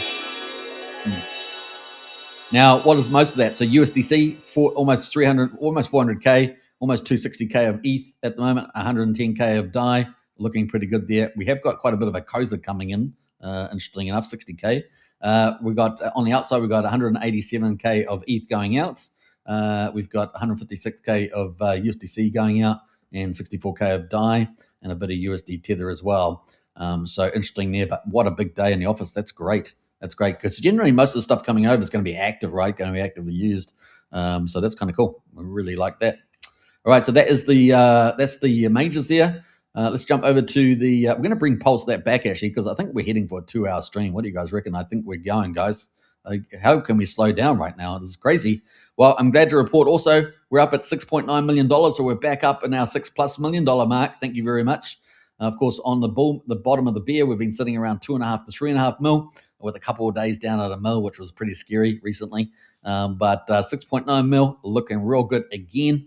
We're almost at 5 million transactions, pretty awesome. And of course, you guys know we're probably at 7 mil, because this doesn't take into account the balance of folks, probably also doing a bit better. We might go and look at that today to see whether the volume's lifted up from that as well. And yeah, we're going to check out a few things. Are you guys getting excited? Damn it, man. It's exciting. I'm getting excited. I'm excited about this. This is so good. All right, so we're at 6.9 million. Let's get into it. We got the Pulsechain at the moment, our V2 DEX, our biggest DEX, founded by Richard Hart, 5.2 million at the moment of that 6.9. So pretty exciting. So we're looking for 1.7. 9mm at the moment, almost $1 million. That's pretty good. Now, you've got to remember, we're coming off a low base, but as we go up the ranks in this bull market trend, we continue this on, these values will just get bigger and bigger, right? Millions and millions of dollars, tens of millions potentially further down the track. So just get excited at each level. Get excited about each level, because hey, this is the journey is good, right? You want to enjoy the journey, just like the end goal, right? The end goal. So pretty cool. All right, so almost $1 million, 9mm. Well, let's check out the price. That's whether that's really pumping. Liberty Swap. So 9mm is a V3. Liberty Swap's a V3 too. It's sitting at 345K, so that's picked up a lot from yesterday. I like to see this get back to $500 million, but so far, at least it's jumped from yesterday. I think it was, 250 or something? I can't remember the exact number, but that's definitely looks like up about 100K. And our V4 switch X here from Brandon, 272K, pretty solid volumes there. And once again, I'd like to see this track up as well in time also. So those are the top 4, right? So switch X scores bringing us that cutting edge innovation around automated liquidity management tools and stuff like that. We are getting a couple of small players coming into space as well. I'm going to talk about that in a post coming up. Man, there's so much to talk about. We're going to do it all. Screw it. We're doing it all. Damn it. All right, so let's go to Uniswap. We're going to Uniswap here. We're at 80K on Uniswap. What? What is this? Almost doing nothing. Remember 5K going through Uniswap. Now we're up to 80. We'll take that. We'll take that. And 9-inch here, even doing some decent stuff, 26. And of course, our new DEX exchange here from Vinvestor, the OG WebChef printer. And of course, look at this. What 7.6K? But watch out for this one. This might just slowly sleep up, just creep up on us. But welcome to Finvestor to the mark there. And hey, look, we've got lots more DEXs to talk about, and DEX aggregators in the marks there as well. We've also got a lot of small players. I'll probably get into that too. It's getting pretty excited. All right, it's going to be pretty fun. Alan says, I know I'm sicko, but I was hoping for a deeper pullback so I can buy more. Hey, look, depending on where the market goes, I mean, there's always pullbacks on the way, right? And we saw that in the HEX chart. So there's opportunities, but we're definitely at a pretty different point in time now for the Pulsechain chart, I think. But it doesn't mean that there's not going to be a pullback on the way. But as long as it's always higher lows, right? Higher lows is the key. And that's what I think we're heading to now. I think we're heading in that space. All right, so let's get into the key players here. I'm going to just go to SwitchX, jump forward to the top 4. And let's see where most of the volume is coming through. Well, we got Pulse on SwitchX, Wrapped ETH, as I said, HEX, and then Switch. They're really contributing the main stuff there. So Richard Cause and Switch and Wrapped ETH there. As I said, we've got like 8 top peers. Liberty Swap at the moment is doing most volume through Peacock, Wrapped ETH again, Pulse, PDI, and Peacock Ninjas, the OG Web Chef volume there. And that's actually gone up quite a bit, 57. Let's see if they can get back up to 200, 250. I know that Liberty Swap loves it when Peacock Ninjas is on the tier there, but it goes from that down to 20K, back up to 220K. But over time, I ain't expecting it to, tail off over time. But we'll see. Maybe they might surprise us with the Alpha Investor DEX and everything else. We shall see. But let's go to the 9mm, our second biggest DEX. And these guys have just continued to deliver, right? Pretty awesome. I think they pay out every month if you're holding 9mm. With the Merkle proofs there as well. They've really upgraded their technology for payouts. Let's get into the top volumes on here. Richard Cause all the way, and then some Wrap Bitcoin as well. But mostly Richard Cause driving 90mm value. Pretty awesome there. And Pulsechain, most of the volume here driven by Richard Cause all the way down. Peacock Ninjas. What else? A bit of a Troper in the mix there today. And sometimes, as we know, James Maria and OG Web Chef can come into the top. Depending, typically they do it off cycle with the Pulsechain majors, and but mostly Cause are winning the day at the moment. So let's go to the all DEXs and get into the results here. And now we've got liquid loans continuing to move higher. They've been in the top here for a while, and as you guys know, I've said this for some time that when Pulsechain does move, all our blue chips, and there's probably about 15 or so blue chips on Pulsechain, and that's relative to the size of Pulsechain, of course, but they're quality, utilities. Pretty proven DeFi, and we suspect that most of them, if not all of them, will move dramatically to the upside. They will get underpriced in the bear market and then potentially explode to the upside. So liquid loans, even though it's got very little liquidity, it is climbing with the price rise. It is at 72K liquidity on the main pair, and liquid loans continues to move up. Our number one liquidity fork, and we've now got 5 liquidity forks, and this is sitting at 6 zeros, 68. Continuing its climb of very thin liquidity. So that's the advantage, thin liquidity, and it's up 5x in 25 days. Now, as you guys know, I don't know. CC's been doing these conferences in Southeast Asia, a bit in Europe, I think. They were the third biggest sacrifice, $52 million. We only got 72K liquidity here. Half of that, of course, is a Pulsechain. Who knows? I keep coming back to it because this boggles my mind every time I talk about it. So that's why I try to avoid talking about it too much. But it is on the up and up. You can't deny that right now. 500% in 25 days. Well done there. And that's what we've been talking about for some time, that once we got Pulse down to move, some of these blue chips would move. Now we've got RX Pepe and Mincoin over 3 months ago. That's up 33% right now. We'll have a quick look at Richard R. Pepe. Obviously, Pepe and Shib have been getting a bit of love recently from about, 3 weeks ago when we saw it move on the CoinGecko. It had been pretty much sleeping and then went on the move. This is the weekly chart, so 3 good weeks in a row so far. Let's have a quick look at this. Now, I'm not endorsing any of these tokens, right? So just make sure that I just go through the top 100 trending. You guys know what I do every day. As the largest Pulsechain influencer doing daily shows, we do the top 100, try to do the comprehensive of Pulsechain as best as we can. We also cover a lot of small, medium projects as well. Just take note, you always do your own due diligence. 310% in the last 21 days, looking pretty good. So 4.1x there on RX Pepe. It's got 15K liquidity, so 51K liquidity, 7K volume. So just remember, most protocols are retail players on Pulsechain. That will change over time. Obviously, if Pulsechain does a big ramp up, many projects that are medium might become significant. Many small might become a good medium, size, volume, etc. Liquidity. So times can change with the underlying value of the Pulsechain, as long as the project's got some fundamentals supporting it, can do well. All right, so number 3 is GoPulse, resurrected by Liberty Swap. A lot of controversy. I say controversy because who was GoPulse, who was Liberty Swap, all that stuff. Right, just seems too coincidental all the time, if you ask me. But anyway, it is the way it goes. X1 says RH Pepe is scary. Almighty rugged all these his other coins, but the chart is good. Can't lie. Yeah. Hey, look, that's what I said to you. Everyone needs to do their due diligence. Just because a coin is up, in a couple of days, just because it's got big X's, doesn't necessarily it means it's particularly safe. There are big holders sometimes of these smaller projects. There's lots of fundamentals you must take into account. So, but we're just looking at the chart at the moment, and that's what it's doing. We obviously try to avoid talking about any particular honeypots. We've mentioned one just the other day that was a clear scam. So just to make sure you do your own due diligence though as well. Was it 28 million? Way better Pulsechain play, safer, better entry. Actually burnt liquidity and supply, says X1 blockchain M. All right, so let's move on, guys. We're on to GoPulse at the moment. 25%. It's got a Liberty Swap has taken over GoPulse, and here we are. So let's go to the charts here. So we're at Go per Pulse. And what have I got on that on there? Oh, we're sitting at 5.5 cents on GoPulse.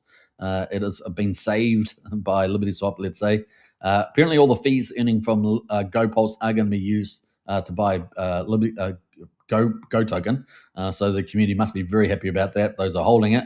And let's quickly go to GoPulse, shall we? GoPulse, and this is what it looks like at the moment. I'm not sure if the DeFi is operational yet because they said they had to do some, I think, background work on it. They've got the front end up. I'm not sure if it actually is working at the moment, but that's what it looks like at the moment. So GoPulse there. It used to have all the data and all these DeFi offerings on it, but that's kind of where it is right now. So we'll see how it goes.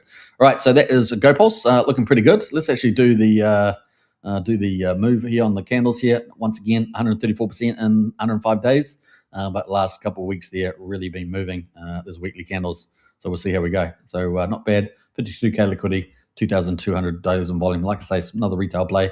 But, Liberty Swap going to probably help prop it up with the old DeFi. I don't know how much traffic's still getting. It was one of our top traffic sites. Arguably the biggest one for a while, but then a bit of controversy around swapping and the fees, and some whales getting slammed with the profit gouging there. So there's a bit of controversy there. Halgo at the moment, number 4, HEX derivative, and what a champion Halgo is, right? Up 21%, pretty amazing. So let's have a quick look at Halgo here, and look at this thing go. HEX derivative, and look at this. Let's go for it. 14th of July. All the way up to now. It's almost got a double top tap there. 624%, so 7.25x in 25 days. Get out. Get out. It's pretty awesome, isn't it? We always like talking about some things that do a 10x. Well, it looks like it might get there very soon. And at the moment, it's done an 8x in 17 days. And then, of course, took some profit down to 200 or 3x in 20 days and then back up again. So Halgo looking good as HEX recovers as well. So Halgo looking very good as HEX derivative. Pretty decent liquidity as well. Obviously on the back of HEX looking pretty good. Now I'm not looking at the HEX ratio. You can do that yourself. But that is sitting at number 4 today in the top 100. Now I'm going to get some of these comments since we've got some good stuff coming in here. Richard Hartz says, interestingly, doesn't GoPulse still own tons of supply? GoPulse still own tons of supply, or did they hand everything over? Well, the website for sure, the supply, I doubt it. I'm not sure the specifics, but I doubt that they would do that. Alan's announced there. I was here since Pulsechain day 1. I definitely remember GoPulse and who used to own them. Yeah, questionable there. Look, they offered a lot of good services, but there was a lot of controversy and profit gouging going on based on what people have reported. So, I'll go with that since so many people are commenting on it. Richard says, Liberty Swap told me, what was it? CST would peg. Do you think that's a possibility in the years to come? Well, they don't have any mechanism anymore, right? So I'd question that. And if Liberty Swap is presumably just focusing on the Liberty on Peacock primarily, and obviously GoPulse as kind of a non-profit, maybe. We'll see. So that's kind of where I feel about that. I haven't looked at Coast for a while since the Coast team kind of moved away from that because of the US regulatory space, despite their banking setup. It was a bit controversial, really, but I mean, they're still providing their service, and I guess it was out of their control, and they made a commercial decision to avoid uh, getting taken to the courts or something. I don't know. Alan's in house says, "Congrats to Halgo owners." Yeah, absolutely, congrats, Alan. Well said. All right, so let's jump forward here. We've got HEX at number 5, 6, 7, 8, 9, 10, PS 11, 12, 13. Taking out those positions from number 5 to 13. It is up another 20% today, and it's as we saw, it's moving back to the top there. Let's look at the biggest pair, which is Pulsechain V2, and look at this chart. Woo! Funnily enough, it did a nice 61.8 bounce on the Fibonacci, if you're familiar with that. That's typically where you would expect it to bounce, generally speaking. If the chart's particularly weak, there's some problem with it, maybe holders, supply dumper, it can typically get to 78.6. And on occasion, if it's a complete setup, then it comes all the way back down, right? But generally, 61.8 is pretty reliable, and that's exactly where HEX bounced from on the US dollar price. It is back up to where it was, back up just below 0.3 of a penny. As you guys know, my mark for it on the weekly is as follows. It is sitting at 32 hundredths of a penny, and I'm just rounding it off at a third of a penny, right? And so far, it's looking pretty damn good, isn't it? On the weekly, still got room to move at 62.9, so it could blow past my third of a penny. But what I would like to see then is if it can just hold up, and maybe everyone just says, "Screw it, I'm not taking profits. I'm just going to sit there." But of course, we always know there's some people take profits. But as at the moment, is really powering up to the upside there. Obviously, on the monthly, there's plenty of room to move. On the daily, at the moment, it is just at 72, so still looking pretty good, guys, for a move higher here to that third of a penny, in my view. Obviously, not financial advice. We're just going off the charts here, and we've got bullish move here, 21 over on the 4 hour, over the 54 hour moving average, and we've just entered the overbought part at 78. But I think they're still looking good to hit that target of a third of a penny on a second go. So pretty cool. Now we can go to monthly, can't we? So we've got to look at that. Now, obviously, HEX has been doing pretty well also, and here we got the monthly moving average at the moment at 49 hundredths of a penny, so just under half a cent. So those are kind of your natural levels there. I would say to a third of a penny, then to on the monthly, one might say 45 hundredths of a penny to half a cent. I think that's kind of the next zone there. So third of a penny, half a penny. What's in a penny? Twice half a penny, or 3 times a third of a penny. We get to a penny. So that's kind of cool. And of course, as you guys know, the recent tops we've had is 3 cents. So in the short term, that's a goal, right? The short, medium term, 3 cents. But you guys know when HEX starts to move, it's game on. It's game on. HEX don't lie. HEX got lots of friends. What are the fundamentals, right? Big community, big sleeper community. One of the top 5 coins from last bull market. Even though this is the Pulsechain version, it's got the benefit of the Pulsechain itself. There's big market makers out there potentially that will move the chart as well. So it's got a lot of fundamentals there and a lot of influences as well that come out of the woodwork. Lots of fundamentals there, and of course, actually benefiting from, I think, the value growth of Pulsechain too. Got a lot of protocols, particularly supporting it, like all the HEX derivatives, as well as Goza Edron, Halgo, etc., and also Liberty Swap and others. They're supporting. All of the bridges supporting value transfer too. Now we're going to quickly look at that's a PHEX. So we'll come back and look at EX in a minute. Number 14 is UFO pair there with HEX up 17%. Most wanted, one of our top meme coin communities, 16% there, looking pretty good too. Let's have a little sneak in on the old most token there. Pretty diamond hand community. I think a lot of these meme coins are pretty much held by a lot of tight communities there, and they don't sell too much, right? They're waiting for the big moves. We're at 2,300 for a penny on most there at the moment, up at 0.5% right now. So pretty cool milestone on this one. I don't have the RSI on this, but you can see it's kind of picking up a bit of pace there. Looks like we've got the pulse ratio, pretty important. I don't look at them all the time, but here we are at 534. In every case, I would look at the pulse ratio as well as the US price and to see the underlying strength of the token. Sometimes tokens get rotated a little bit.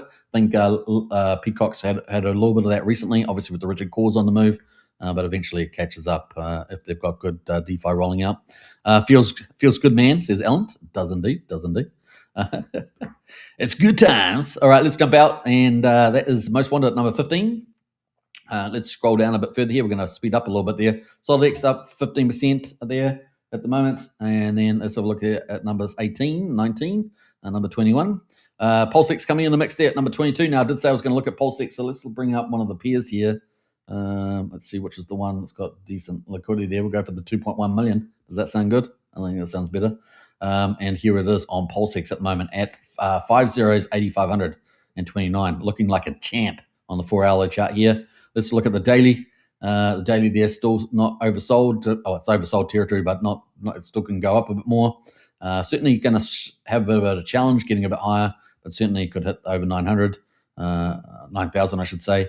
Can it lose a zero? Well, the 4-hourly there is getting hot at 78. So it just needs to cool a little bit, but certainly the tailwind's got a lot of tailwinds right now. On the weekly, so look at the charts here. We're above the weekly moving average on 21, very bullish. And we've got plenty of room to move 55. Look at that, lots of room to move on Pulsechain here. And Pulsechain's got the buy and burning away with these higher volumes.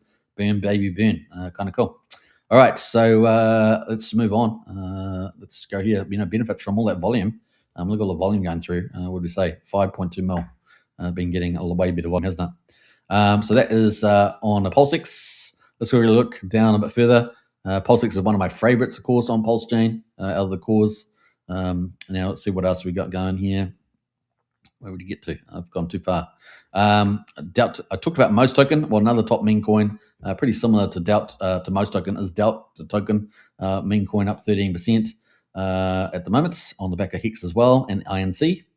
Mafia coin from Rack and Michelle, one of our, I guess, two main launcher sites. $2.66 right now, up 13%.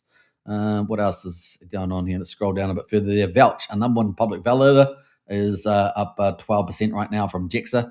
Super smart guy. Really, if you think of LIDA and Rocket Pool, it's kind of like that. It allows you, instead of buying the hardware, you can just go put your pulse in the voucher there. They can take a few other assets as well, I think, as well. But vouch there got multiple yield generation there. Very undervalued, underappreciated right now, in my view. But once again, the market decides. I'm not going to decide. 4016, 1700 right now on the daily, and look at the weekly chart there. 4 good weeks in a row. But the pulse chart, let's look at the pulse ratio. It is also up, so it's moved from 1.3 to 1.76. Slow creepers, right? We may see a market maker come in on vouch eventually. We'll keep a lookout for that. And when I say that, relative to the liquidity, so we'll keep out for that as well. But I probably will be talking a bit more about vouch moving forward. All right, one of our blue chips, right? One of our blue chips here, but not being valued at that way at the moment, even though that price is up. Still not fully appreciated there, I would say. We shall watch it. Shiba Inu, who was talking about this? Someone was talking about this the other day. Up 11.7% over 3 years. And let's have a look at the chart here. Obviously, we said Pepe and Shiba getting a lot of love. Well, these charts looking insane. Look at the market makers coming in here with the old value there. Look at that. They pumped it all the way from 7 zeros, 1,400. It is up. It's almost up 1,000% here. In fact, it was earlier in the day at 1,300. Was it 1,300? Yeah, about 1,300%. So it's a 14x in 4 days. Get out. I don't know. Let's have a quick look at the quick intel. It doesn't give you too much here. Not honeypot, it says, but once again, do your due diligence. But that's ticking away there. Let's go to the monthly chart here on this Shiba Inu one, and you can see it's been pumped big time this month. So in good times. That's a biggest X so far after Helgo, ahead of Helgo, Shiba Inu there. And I did see someone commentating on that yesterday, I think it was. Pump tires there, 11.6% at the moment. So obviously we talked about Rack and Michelle's Mafia coin, but we also got Pump Fun here. Now we've had 2 small projects launched in the space. I'm going to get to that in a minute. But they got some pretty exciting setups as well. And then we've got Liberty Swap coming out as well. So we're going to go from 2 to 5 as far as I'm aware. So we've already gone 2 to 4. We're going to go to 5 is probably a better way of saying it. So yeah, pretty exciting stuff happening in the space. And why, guys? Why? Well, Pump Fund, man, it's a cash cow. It's making so much more, and it's so devalued compared to some of the big players out there, like the big Dexes and perpetual spots. So pump tires, and of course pump fund. We've seen that perform very well in the last week, but it's still dramatically underpriced. So keep a lookout for that one. There's a little tip of the day. A tip of the day from the Irishman. Tip of the day there. We'll put that one on. What the hell? What the hell's going on today? It's a crazy day today. All right, so we're at 70 hundredths of a penny right now on the old pump. And let's have a look at the weekly chart there.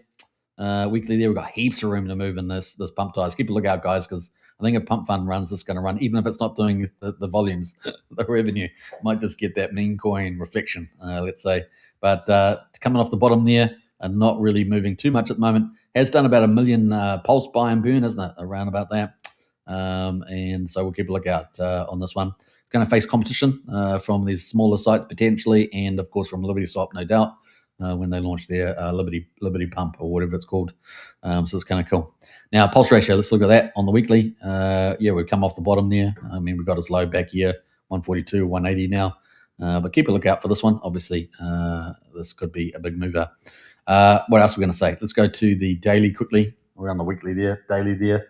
It's got room to move. So we'll be watching that. 4 hour, a bit overheated, but other than that, keep a lookout for this one. Got on the long time frames, certainly looking good. HEX been around for over 3 months, up 11%. Presumably it's a pump tires. Some of these are not always pump tires, but that's up 11% right now. Proteus, our top DEX aggregator, up 11% as well. We're also looking forward to their P-Day project, arguably going to be our first big AI trading platform on Pulsechain, one would say. We're starting to see AI agents technology and integrations with trading on Pulsechain launching in the last week, which has been a great development. But the last 2 or 3 months have been particularly critical for project rollouts and solutions being on Pulsechain, bringing us up to the frontier of where crypto is. And in some cases, we were ahead in some areas. We're up 11% on Proteus. Let's scroll down here a bit further here. We're going to go down. So we're a pretty good day in the office, isn't it? For Investor at the moment, which launched obviously that exchange, we've got it up here, now showing on Dex Screener. It's sitting at $2.38, $2.36, up 8%, so that's doing pretty well. We're going to scroll down a bit further here. We've got ProveX. ProveX was leading yesterday, still doing pretty well, up 6.7%. It is the new kid on the block, probably in the early phase of adoption and still in beta. And so we'll be keeping a lookout for that in the next month, but could see a big move there.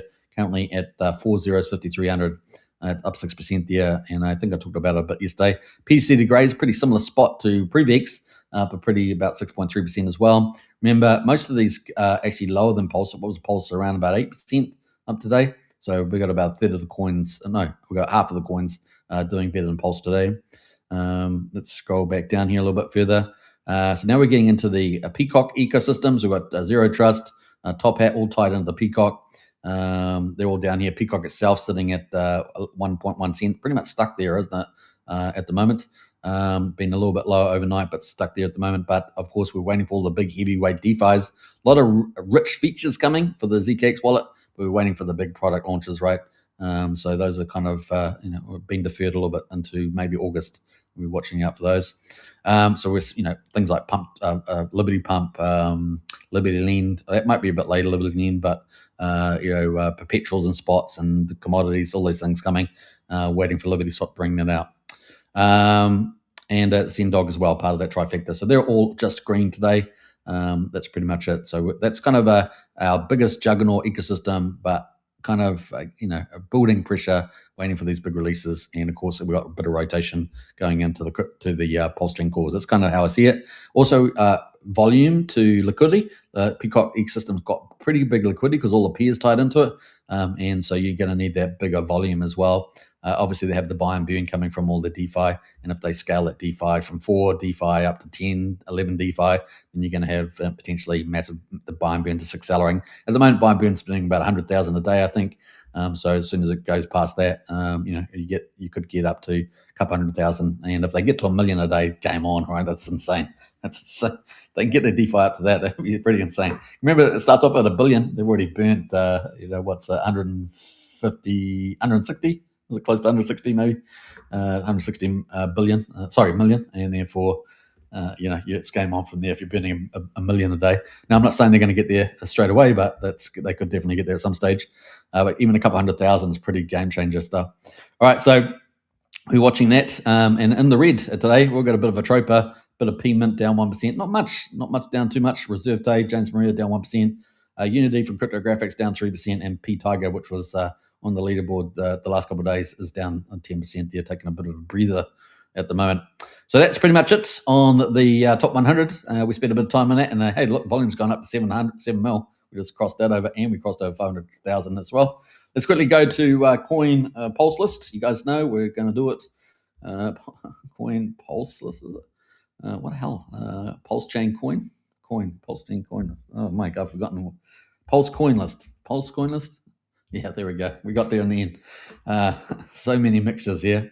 Let's jump into the volumes and have a look at our leaders here. We got Pulse, HEX, Wrapped ETH, PulseX, HEX, PDI, Ink Token, ProveX, Wrapped Bitcoin. These are all over 100K based on Pulse coin list data.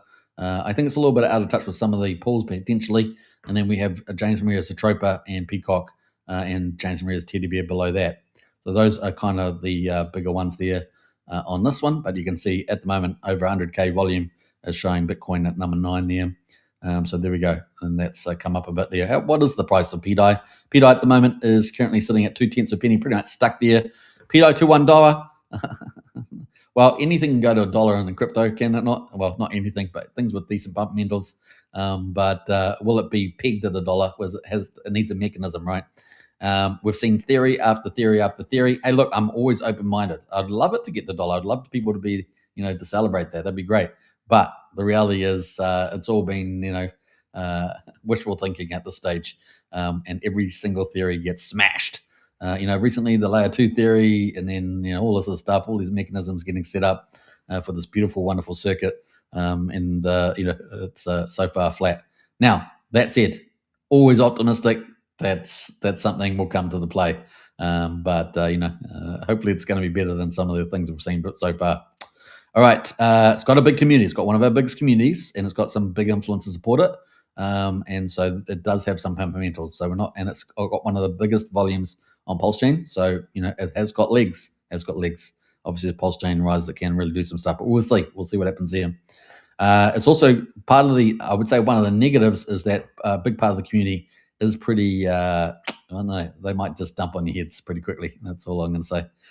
So we've got that going as well. Let's see what else. Wrapped Bitcoin at the moment on Pulsechain at $190. Now, we talked about Pulsechain being in price discovery since the 30th of May 2023.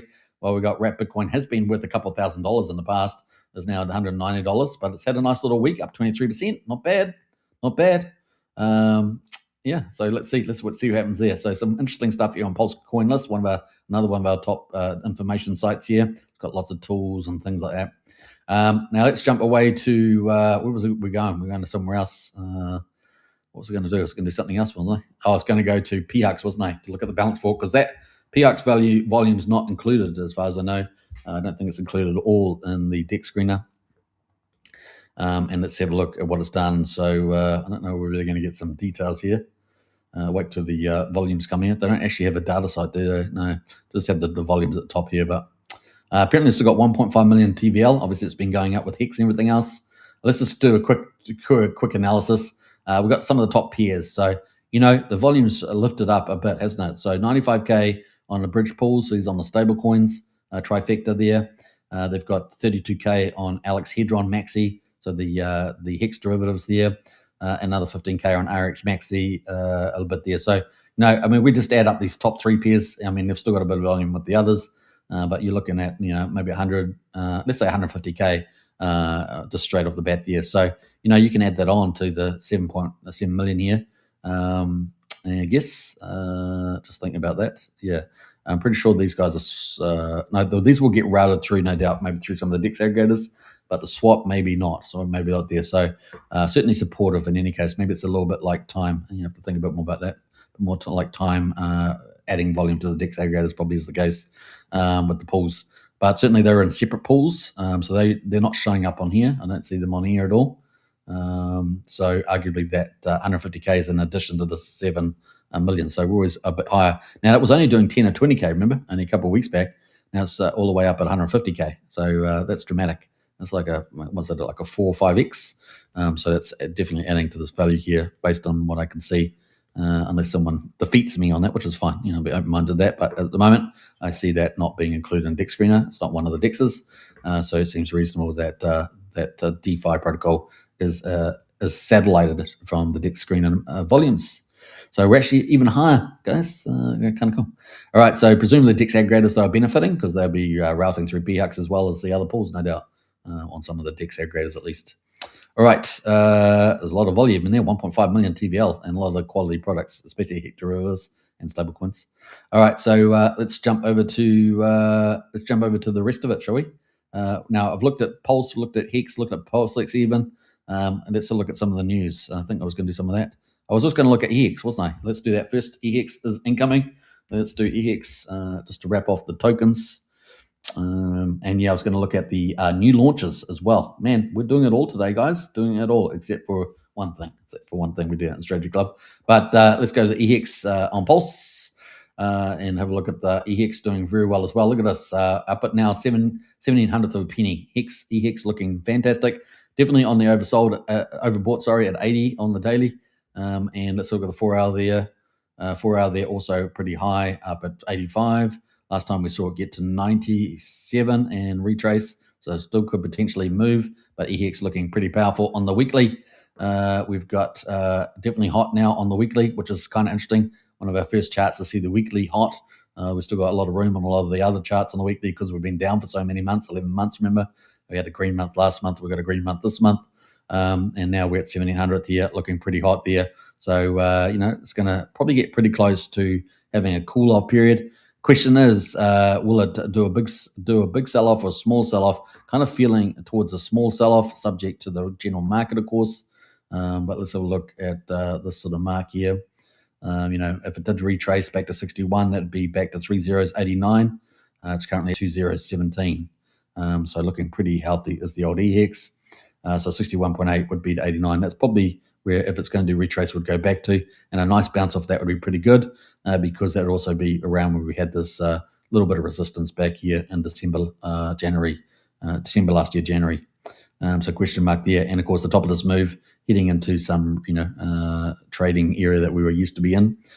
So I think that's probably about right, not too far away. Let's see if it can try and hit 0.2 of a penny before it does that. And if it can come back, even if it does the 50 test, the stronger it tests back. So if it does a 38, that would be 1200. And if it does a normal kind of pullback, that would be back to 8900. So we'll be watching out for that with a bit of profit taking. No doubt, once you get into this sort of zone, there will be some profit taking coming on very soon.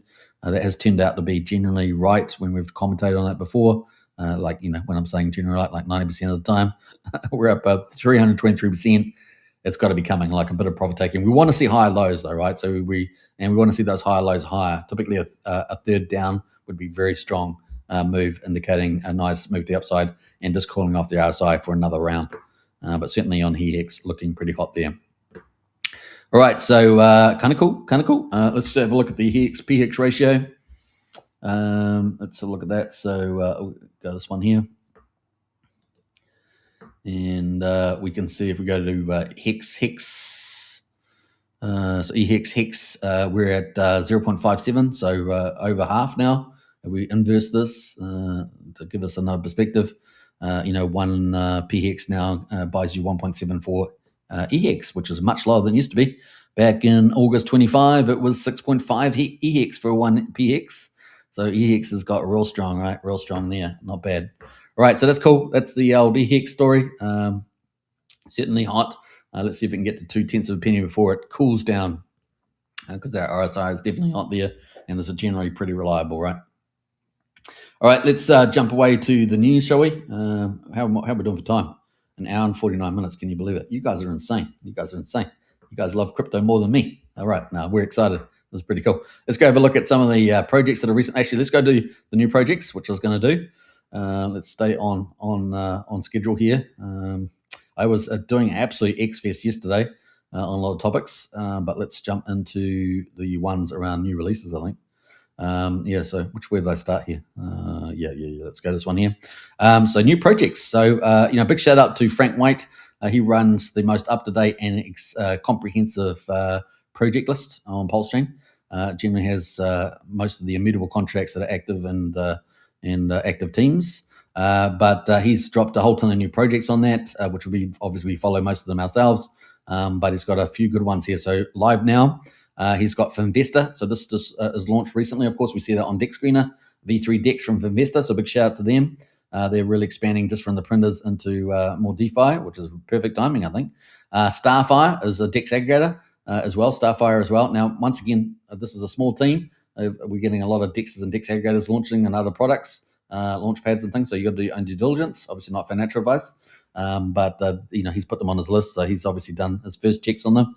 Starfire there, Dex aggregator hitting the mark there. Trench Dex, this is from Cabal King, Dex and Launchpad.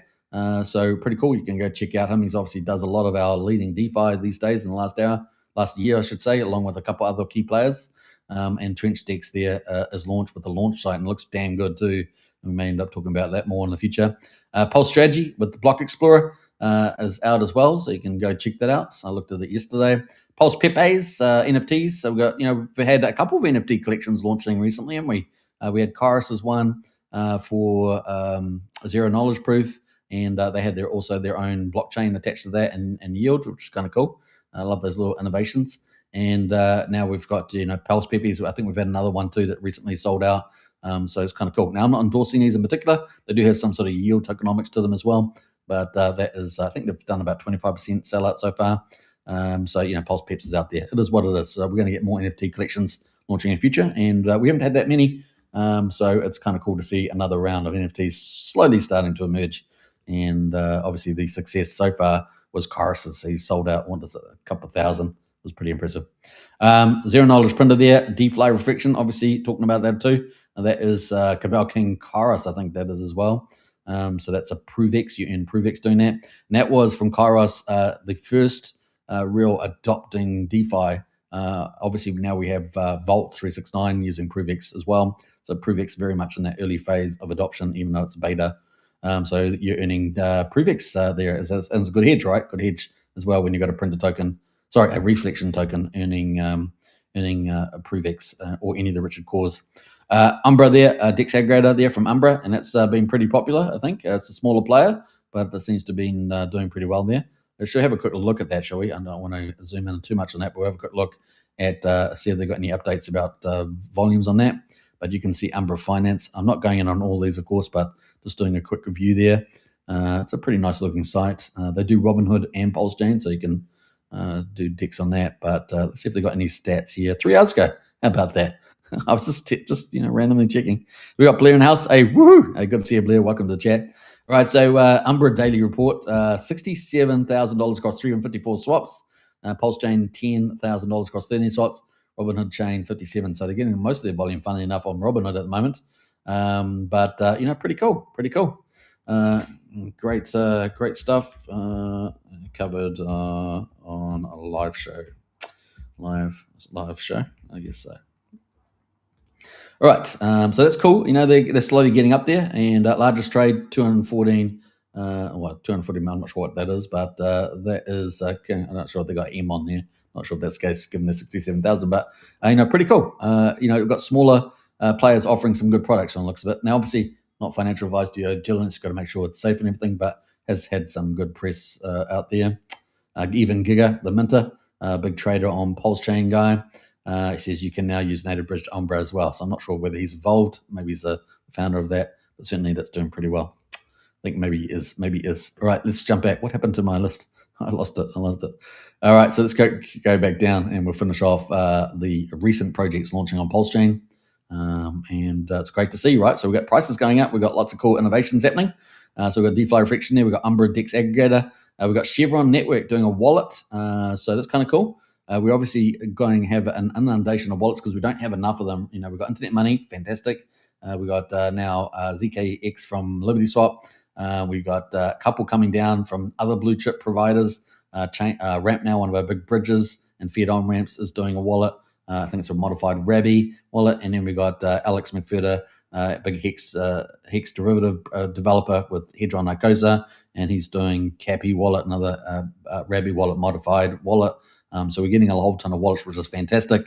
We've got smaller players like Chevron, HEX, been doing a lot of testnet stuff, and they've launched their wallet as well. I think this was back the 24th of July or something like that. So I think they launched after testnet, so that's out there as well. So yeah, don't have any links here, but that is launched as well. I'm not sure where the links are. You might have to go back to the original post somewhere around the 25th of July or something. So they've got Chevron wallet there as well. I haven't really used it or anything that or tested it once again, but I think it's had all the checks and balances. You have to double check that. Launching live soon. We've got VersaVault coming from Triple Dad, Liquidity Fork and Stablecoin, so another one coming. And of course, recently we had Vault 369, right, which we got up here too from Fast Abdul, which I think I accidentally jumped past, but that's been launched as well. So that's our 5th Liquidity Fork. We've got our 6th Liquidity Fork coming with Stablecoin and yield opportunities with VersaVault. So big shout out to Triple Dad there. Looking forward to that. And then Liberty Swap, of course, got multiple products coming. Some of the king ones here will be Liberty on-ramp, off-ramp with peer solution, which is exciting. And then in-wallet swap. And then Pump Fund Launchpad, and there's lots of others. I mean, these guys have got so many, Liberty Lending, Liberty Perpetuals, so much stuff coming from this team. We're waiting for all that, and the chart is just sort of humming along at the moment. Now, I did want to look at Peer quickly. So Peer, which is this fiat on-ramp, decentralized fiat on-ramp. This is what the technology that Liberty Swap will be incorporating. They just reached a really cool milestone, so I wanted to give them a shout out there. I think this is mostly on BNB, if I remember rightly, but they just crossed 20 million in fill volume. So that's really cool. One of these DeFi protocols that's just rising, starting entrepreneurial, rising, offering a really great DeFi solution. That is 44,561 orders settled directly between buyers and sellers with no custodial middlemen. And that's the thing, right? So that's the key part, the real DeFi there, holding the funds. So kind of cool. I just said congrats. Next up, Liberty Swap. Liberty Swap responded to that, said very impressive. Our turn. Yeah, our turn indeed. We're looking forward to it. That's part of their wider DeFi offerings in their wallet, right? Where they're going to have, probably all sorts of different fiat on-ramps, including full-on DeFi ones like Peer technology. So very, very cool. All right, so we're looking forward to that. That is coming to Pulsechain as well. So we're, getting all the cutting-edge stuff happening on Pulsechain, which is great, right? We want to have the best prices and the best value. We want to be up there on the frontier of DeFi. And we've got a lot of great innovators on Pulsechain, a lot of developers really doing cutting edge stuff, but we also want to have the stuff from other chains that is also doing really well. And then we get the best of everything. And we're getting there, guys. We're getting there month by month. And I think by the end of this year, we'll have pretty much everything that's hot to trot. Now, some of the things that are coming from some of the teams out there is we're going to be starting to get some really good option products, particularly option products that are based on tokenization. So that's some of the key frontier stuff that's coming down the chain. So we know that some of the big projects are working on that. So we'll probably talk more about that coming down. And that's certainly obviously a more sophisticated part of the market, but that's going to be really fun coming down the track there as well. So, it's going to be good, man. It's going to be good. The world will have the best of TradeFi and we'll have the best of DeFi, right? Which is giving us more innovation than possibly could ever be achieved on Wall Street and places like that, right? All they can do is make products that collapse the markets. That's generally, and they clip the ticker on the way, right? They get all their bonuses. Pretty much it. Don't tell them I said that, but it's pretty much true, right? Pretty much true. All right, so pretty cool stuff. Hope you guys enjoyed it, but we're not finished yet because we've still got 2 minutes. So we're going to quickly look at the at Liberty Swap and see what they got going. So let's see if they got any particular news. They've been obviously doing a lot of reposts lately and comments, but we are looking forward to their big products coming up. So we're trying to keep up to date with that. And they are following, obviously a lot of big stuff happening on other chains and trying to bring us the best technology. These guys are really keeping a frontier survey of everything. Right. I'm not sure if this is part of their stuff coming, but they're definitely doing their own puppies. Very excited there. Let me see, scroll back down here a little bit more. Let's see. No, I don't see much else happening on here from product launches, but we are watching pretty closely. Yeah, so we'll just be patient with these guys. They've got a lot of big products to launch, and they're real juggernauts. They're going to really add a lot to Pulsechain as they already are doing. So very excited there. I've already covered, Batir's working, I think, harder on their products, and hopefully we'll get P-Day soon. The other thing is we've obviously got a lot of liquidity forks launching, a lot of wallets launching, a lot of innovation in that space. We've got the beginning of the AI agent age on Pulsechain too. So big shout out to quite a few people who did that. In fact, I think we've got, if you go to the monster thread with MBS Crypto, he published that, and we've got 3 AI projects in there, and AI agent projects and AI projects, and I think there's a 4th one possibly in there as well. So you can go check that out as well on the, we've got David Feder. He's open sourced MCP server for your AI agent, gets its own encrypted Pulsechain wallet. So if you want to get in that space on Pulsechain, you've been frustrated, well, now it's opening up, right? So on the AI agent stuff, so check out that with David Feder. The other stuff is, what else? We had something else on that space too. Red Squirrel obviously recently launched a DEX aggregator, Squirrel Swap. It's doing pretty well, going through the ranks.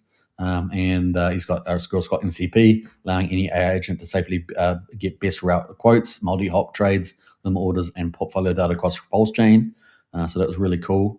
We got Petius looking. I'm assuming this LLM architecture here is around PDAY, their AI order book solution, coming up with DCA and everything else in it. They've been, trying to pull in all the Pulsechain data. It's a pretty challenging thing to do, but they've been pushing that forward. So hopefully they're going to get there eventually. It's one of our 2 big Pulsechain sacrifices left. There's this was a late sacrifice, of course, but we've got that coming up, and also we're still looking out for Signum Oracle and PUSD Algo eventually, subject to the ETH price later on. So that's obviously delayed until we see ETH rally, in my view. But hopefully we'll have Signum Oracle launching in the next month or so. Let's see. It's always a little bit later every time, right? But it is getting there. It's getting there. All right. So what else we got going? Let's scroll down here a little bit more. We did have some more, I think, all the way down in the TKS post here. We had so much news this week because everything's just starting to light up. Everyone's starting to come out of the woodwork, etc. Developers are really on the move. Small, medium, large developers all doing stuff on the chain. We got Tangent at the moment releasing first Greenwick AI DeFi game for Wick. They're doing tons of applications coming out of their AI solution. So that's exciting there too. Just thought we had one more others as well. So there's 3 at least I think we've covered. So we are starting to get the AI thing in the house. So was that 4? Was that 4? Yeah, it was 4 items on AI that were in the monster thread. So that's exciting. It's the first wave of an AI conversation that we've had in Pulsechain. That was just the last week with a lot of products launching. So it's happening. Very exciting. And we can't wait for perpetuals. We're really waiting for perpetuals to come from LuiSwap. And that way people can buy and hold all the traditional stuff like SpaceX, etc. Obviously, wait to there's a few more unlocks before the end of the year, but SpaceX probably after that's going to look pretty juicy, especially with mass manufacturing coming up with a lot of stuff. So fun times. All right, hi guys, Pulsechain pumping finally, says Pulsechain Animal, is indeed. So it's a good way to finish.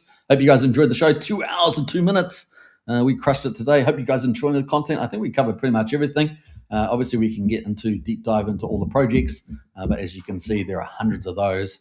And let's go to PulsePLS start just quickly to check that out. If you want to check out many of the projects on Pulsechain, this is the big list. Look at this from Frank White. Look at this thing. If people say there's not any projects on Pulsechain, well, there's tons of variety, and we're getting a lot of really big stuff right now rolling out, and we still expect that in the months ahead. So pretty cool stuff. On the left, there's all those new projects. I just picked a handful of those, so pretty awesome stuff there from Frank White. I'll just post that again here today. We're going to finish there, though. That is the link. Alan says, thanks for the stream. You're most welcome, Alan. Hope you're always great to have you on the chat, by the way. And there is the link to the Pulsechain ecosystem from Frank White. Big shout out to him. And it's game on, right? We've got value launching on Pulsechain. We've got prices moving up. You can't ask for much better than that. And we're still low. Relatively speaking, historically, we're still low off the base. And so it's really just that first wave, really, of value being created on Pulsechain. So we're excited about where we're going to head from here. Look out for God mode candles. They can happen at any time. I don't know. We'll see. But it could be pretty fun moving forward. All right. I hope you guys enjoyed that. Don't forget to subscribe on YouTube. Smash the follow on X. That's 2 hour mega stream. I really enjoyed it. Hope you did too. Take care, everybody. And I'll catch you on tomorrow's show. Bye for now.